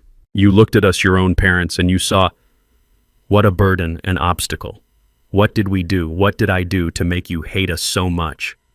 This question was more devastating than any legal threat. This was his mother asking him how he had become a monster. Terrell couldn't answer. He just broke. He buried his face in his hands, and his sobs echoed in the silent, expensive room. I don't hate you, he choked out, his voice muffled. I don't. I just... You just what? Diane demanded. What was more important than us? He looked up, and the truth, the ugly, pathetic truth, finally came pouring out of him. I was ashamed, he yelled, the words ripping from his throat. I was always ashamed. I frowned. Ashamed of what? We gave you a good home. We gave you an education. You don't get it, he cried, looking at me. You never got it.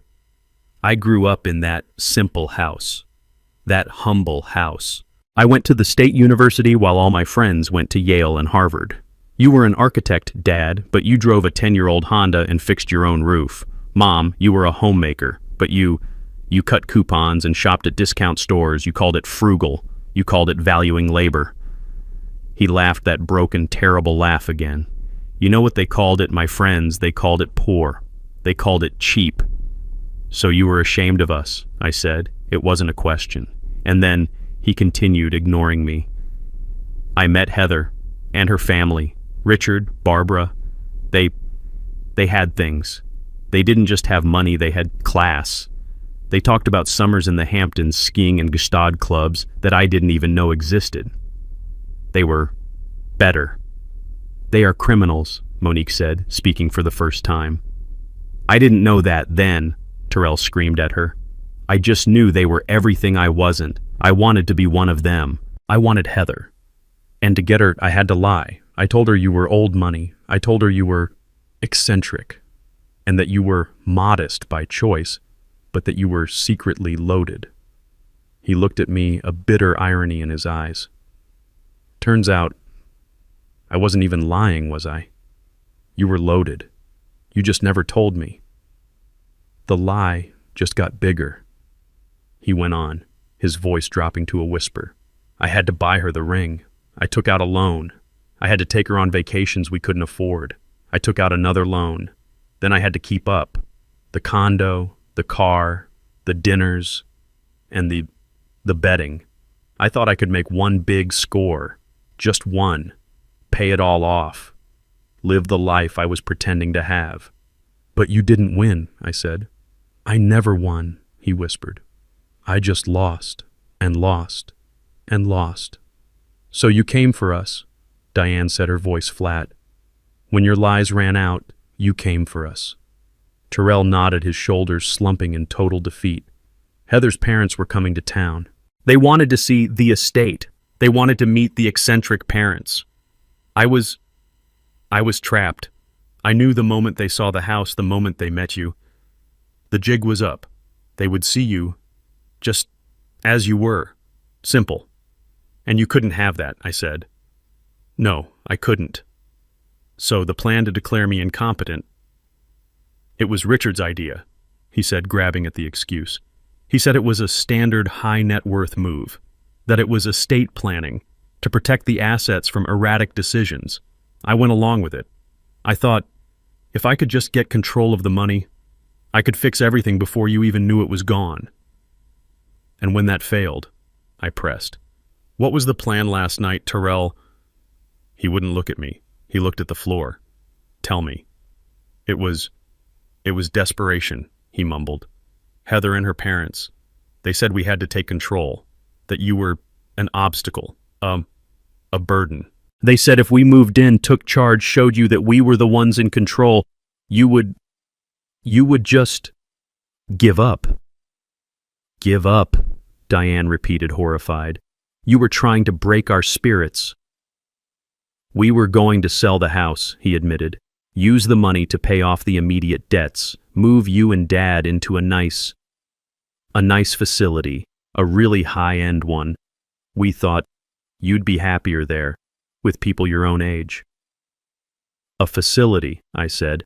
You were going to sell our home, the home I built, and use the money to pay your gambling debts, all while locking us away in a nursing home. He stammered. You were ashamed of us, Terrell. I said, the final cold truth settling over us. You were ashamed of our simple life. So you decided to steal it, sell it for parts, and throw us away, all to impress a family of thieves and frauds. He had no answer. He just knelt there, the full, ugly, pathetic truth of his life exposed. He was a weak man, a gambler, and a liar who had tried to destroy his own parents out of shame. Terrell's confession hung in the air, thick and toxic. He was still kneeling on the floor, a broken 38-year-old man who had just admitted to throwing his entire life away because he was ashamed of us.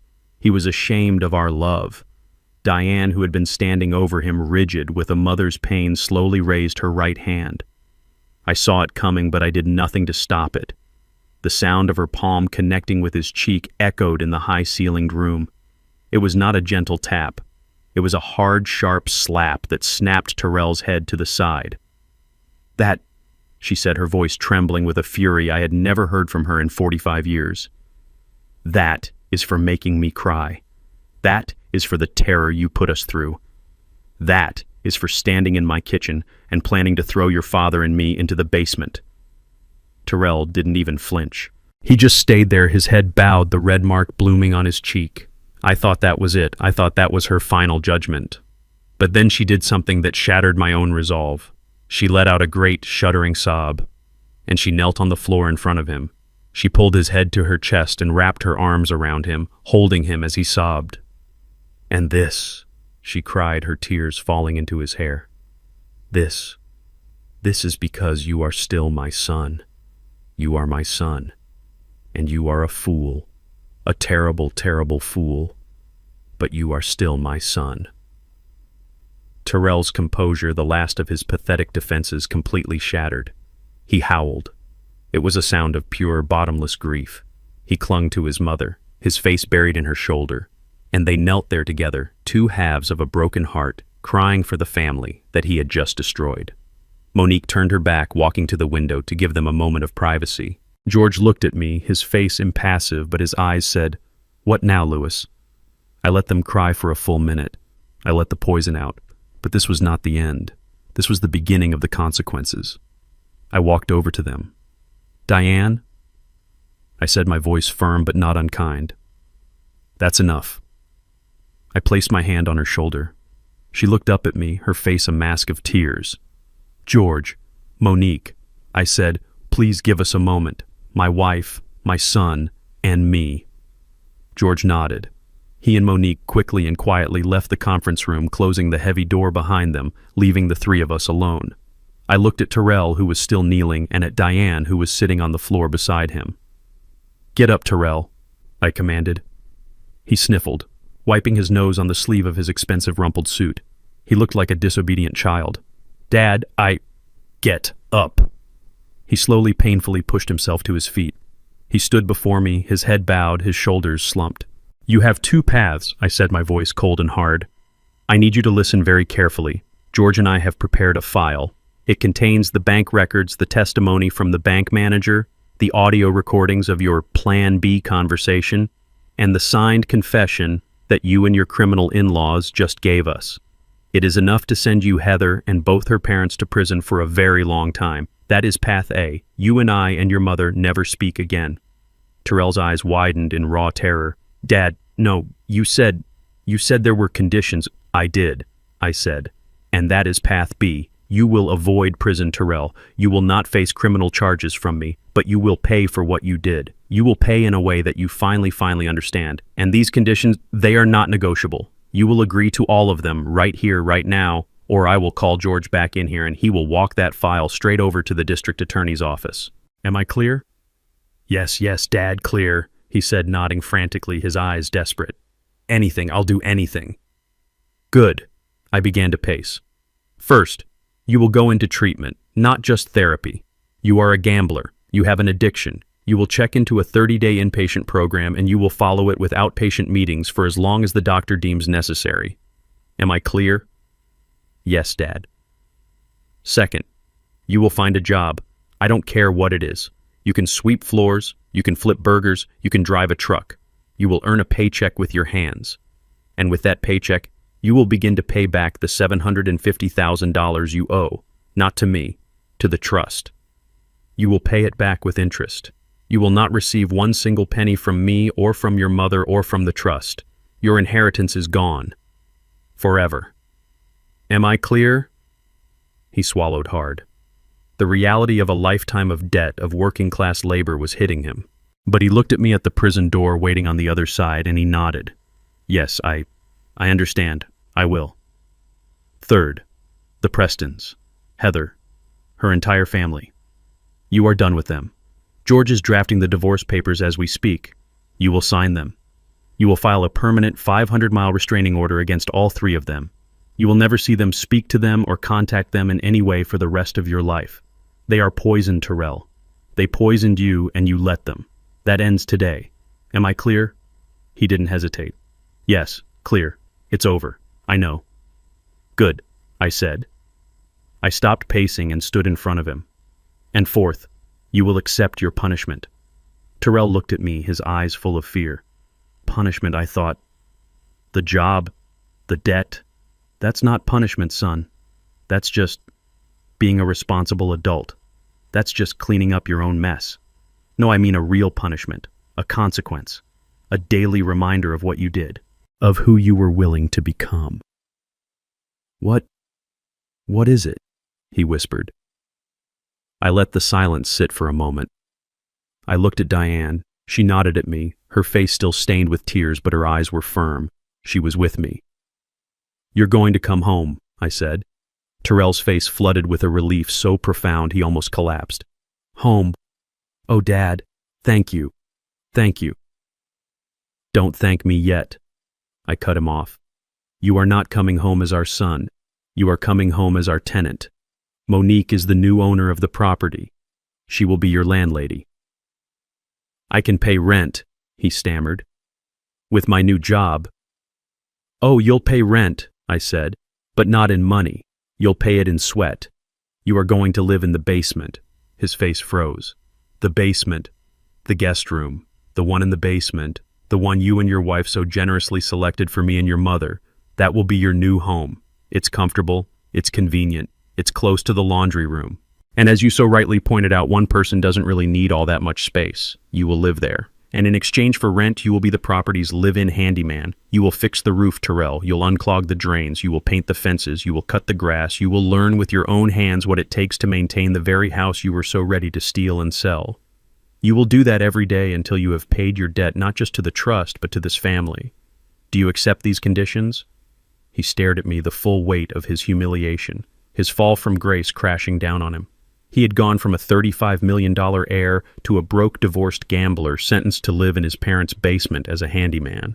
It was as I had intended, a fate worse than prison. It was justice. He looked at his mother. He looked at me. And he gave a single, slow, defeated nod. "Yes, Dad," he whispered. "I accept." 1 month later, the house at 124 Willow Creek was no longer the same. It was lighter. The oppressive, suffocating tension that had defined our lives for the past few years was gone, replaced by something I hadn't realized. I'd missed the sounds of a normal, happy home. Monique and her husband, David, a kind and steady man who worked as a high school physics teacher, had moved in 2 weeks after that day at George's office. They took the 2 guest rooms on the second floor. Monique, it turned out, was 6 months pregnant, a fact she had been afraid to share with anyone in the midst of the family chaos. The moment Diane found out, she transformed. The haunted, betrayed woman who had walked out of George's office disappeared, and the mother I had married returned. Her grief over Terrell's betrayal was channeled into a new, fierce purpose, preparing for her grandnephew. The house, which had been silent for so long, was now filled with the sounds of Diane and Monique laughing in the kitchen, arguing over paint swatches for the nursery and baking. God, I had missed the smell of Diane's baking. She hadn't baked for pleasure in years. Now the house constantly smelled of cinnamon vanilla and apple pie. Diane and I were back in our master bedroom, our sanctuary. Life was settling into a new rhythm, a better rhythm. Monique and David insisted on paying for groceries. David, it turned out, was a fantastic gardener and spent his weekends reclaiming the backyard from the weeds. We were a family, a different one than I had planned, but a real one. And then there was Terrell. Terrell lived in the basement. He had returned from the 30-day inpatient gambling addiction program just last week. He looked thin. The arrogance that had defined him for so long was gone, stripped away, leaving behind a hollow-eyed, quiet man I barely recognized. He had kept his word. He had gotten a job. He was stocking shelves and mixing paint at the local Ace Hardware store.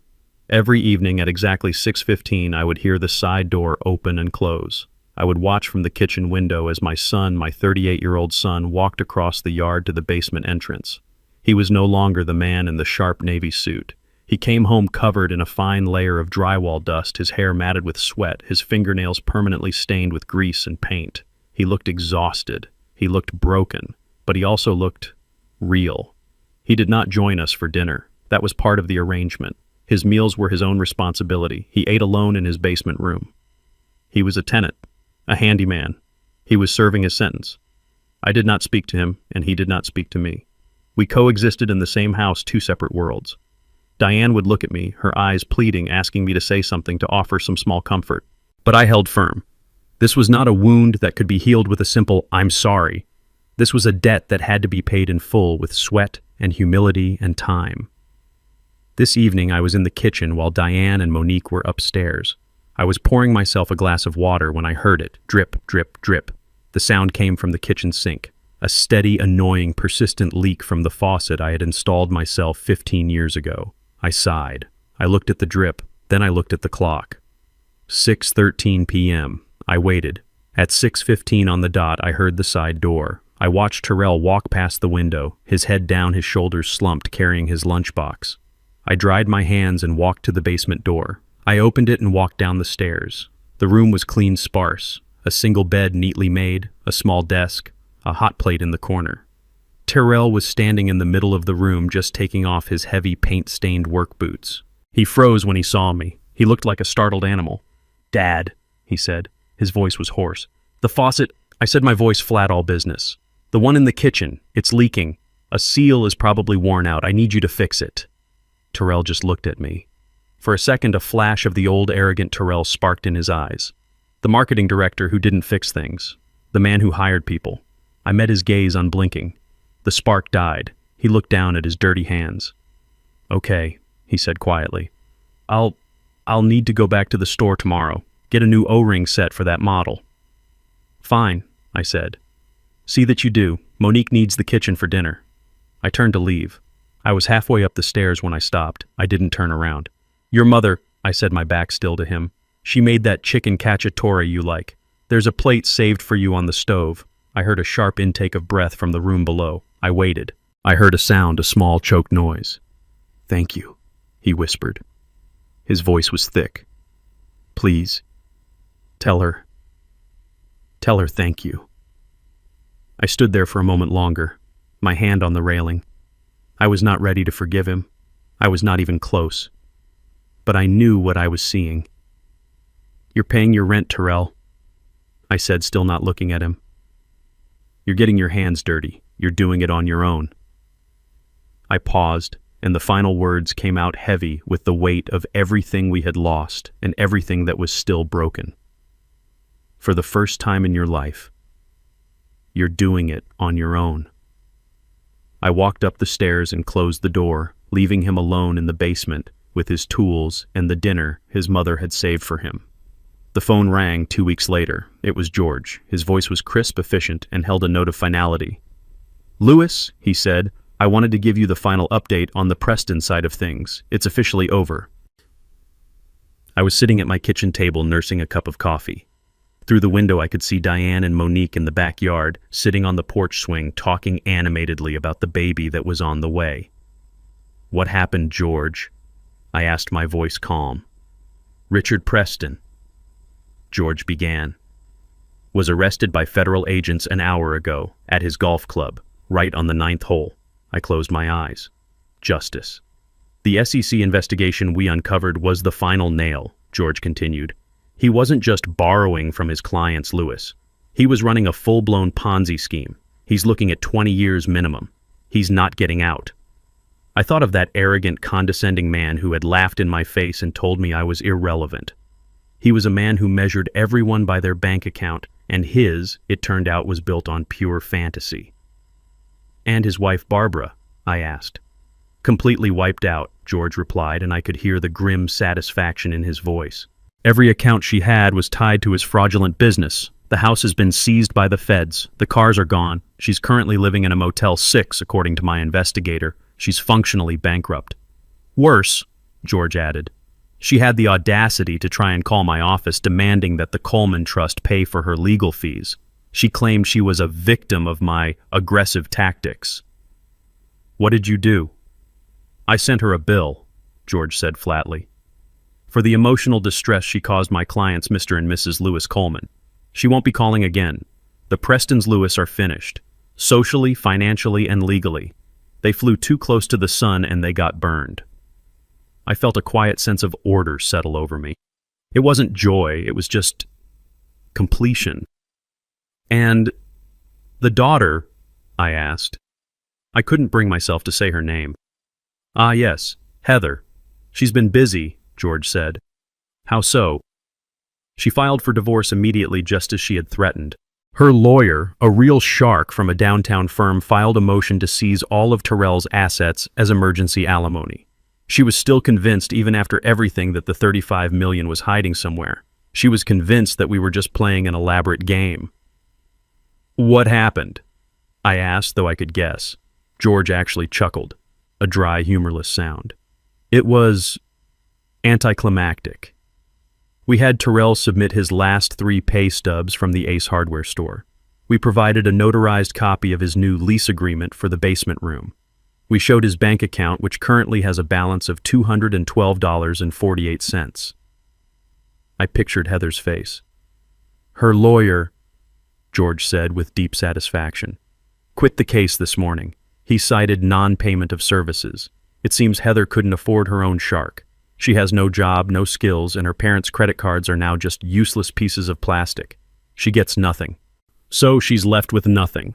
She is left with exactly what she brought into this family, George confirmed. A bad attitude and a lot of expensive, out-of-style clothes. There was a pause. Don't feel too sorry for her, though, George added. My investigator did one last follow-up purely out of professional curiosity. She's already back on the market. She was spotted last night at a gala at the art museum trying to talk to a 90-year-old oil baron. She's hunting for her next victim. I shook my head, a small bitter smile playing on my lips. Some people never learn, George. No, Louis, he replied. They don't, but we do. And Terrell is learning. That, I think, is what matters. His words hung in the air. So, George asked, his voice softening, all business concluded. That's the end of it. The Prestons are gone. Heather is gone. Terrell is paying his dues. The last question is, are you happy, Louis? After all this, was it worth it? I didn't answer right away. My gaze drifted back out the window. Diane and Monique were still on the porch swing laughing. In the yard, I could see David, Monique's husband, standing next to our old, stubborn riding lawnmower, and next to him was Terrell. He was covered in grease. His hands were black. He had the mower's engine cover open, and he and David were looking inside. David was pointing at something. Terrell listened. He nodded. He wasn't the slick marketing director. He wasn't the arrogant, defeated son. He was just a man learning how to fix something. He was learning how to do the work I had always done. I watched as Terrell finally pulled the starter cord. The engine sputtered, choked, and then roared to life. He got on the seat, put it in gear, and slowly, carefully cut the first straight line across the grass. I turned back to the phone. Happy is a complicated word, George, I said. I'm not happy that my son is a broken man. I'm not happy that I had to destroy his life in order to save it. But, George prompted gently, but, I said, my voice thick. I look out my window and I see my wife smiling for the first time in years. I see my niece, who is more of a daughter to me than my son ever was, safe and secure in my home. I hear laughter here again. I watch Terrell make another pass on the mower, his face set in concentration. And I see a man out there on the lawn. I finished. A man who might one day be worth something. I'm not happy, George, but I'm at peace. And for the first time in a very long time, I'm getting there. I'm getting closer. Thanks to you. That's all I needed to hear, Louis. Take care of that family.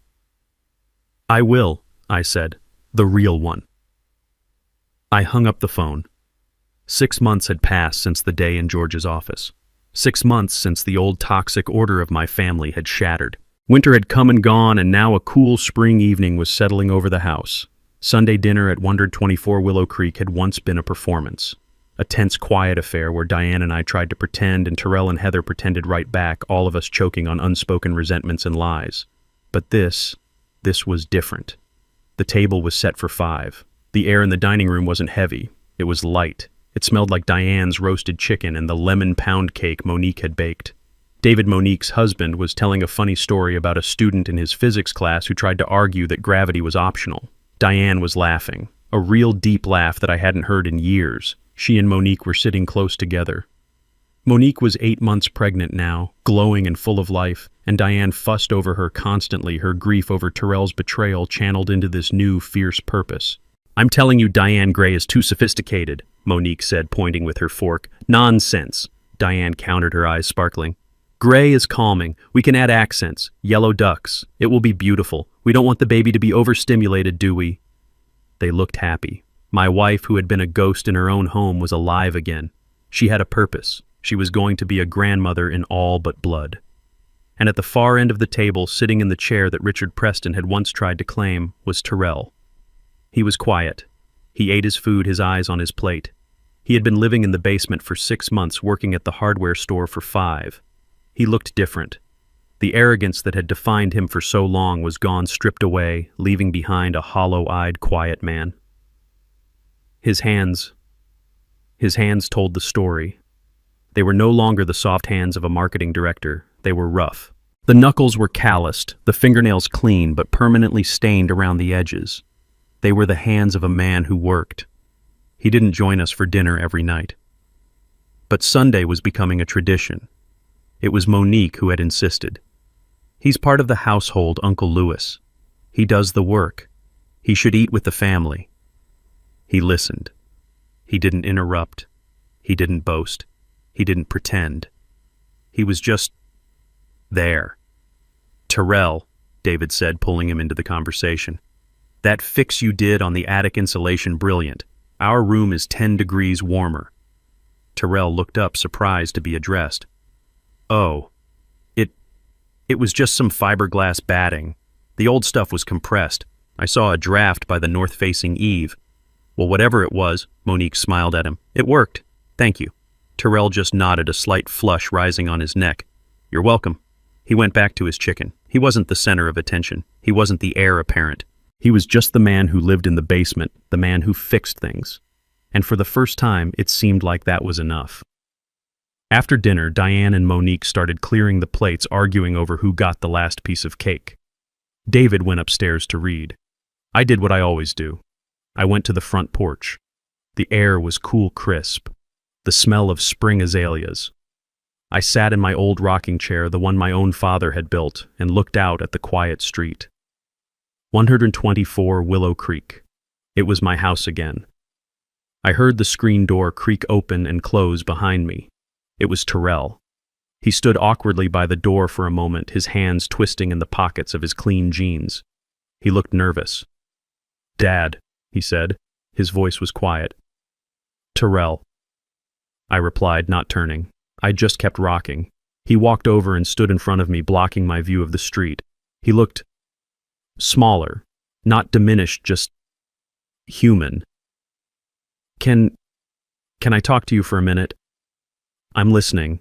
He took a deep breath. His rough hands were shaking slightly as he pulled them from his pockets. In his right hand he held 2 envelopes. They were standard white business envelopes, slightly crumpled. This is the first one," he said, holding out the first envelope. It was thick. It's the rent for the basement room. I'm 2 days late. I'm sorry. My paycheck didn't clear until this afternoon." I looked at him. I looked at the envelope. His rent, as I had stipulated, was his labor, his work on the house. This was something else.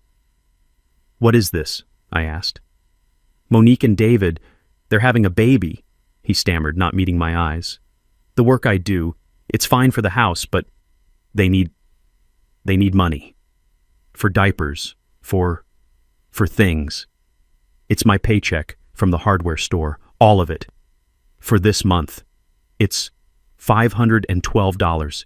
Please, tell Monique it's for the baby." I held the envelope. $500. The man who gambled away $500,000 was now handing over his entire hard-earned paycheck. "All right," I said, placing it on the small table beside me. "I'll give it to her." "And," he said, his voice dropping. He held out the second envelope. This one was thin. This is the other thing." I took it. It was lighter. "It's not much," he said, his voice full of a shame that was different from before. This wasn't the shame of being poor. This was the shame of being a debtor. It's $100. It's all I could save after the rent. But it's the first one." I frowned. "The first payment," he said, finally meeting my eyes. "For the $750,000. I know it's just a drop. I know it will take forever, but it's a start. $100. I'll have another 100 next month, maybe more if I get overtime." He stood there exposed, offering this pathetic, powerful gesture. I held the small envelope in my hands. $100 against a debt of $750,000. It was nothing. It was a joke, and it was at the same time the most valuable payment I had ever seen. I looked at the envelope, then I looked up at my son. "You're right," I said, my voice thick. "It's not much. At this rate, it will take you more than 600 years to pay this off, Terrell." He flinched, but he didn't look away. He didn't make an excuse.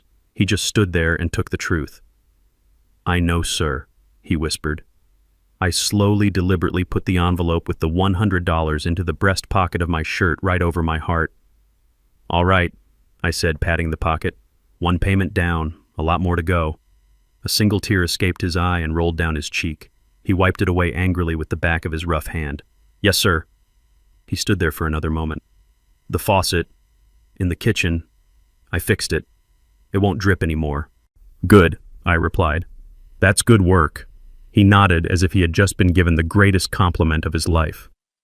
"Good night, Dad." "Good night, son."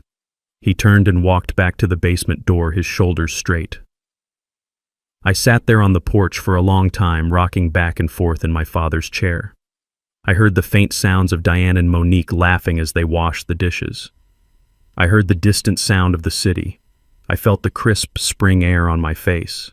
George had asked me if I was happy. No, I wasn't happy. Happiness was too simple a word.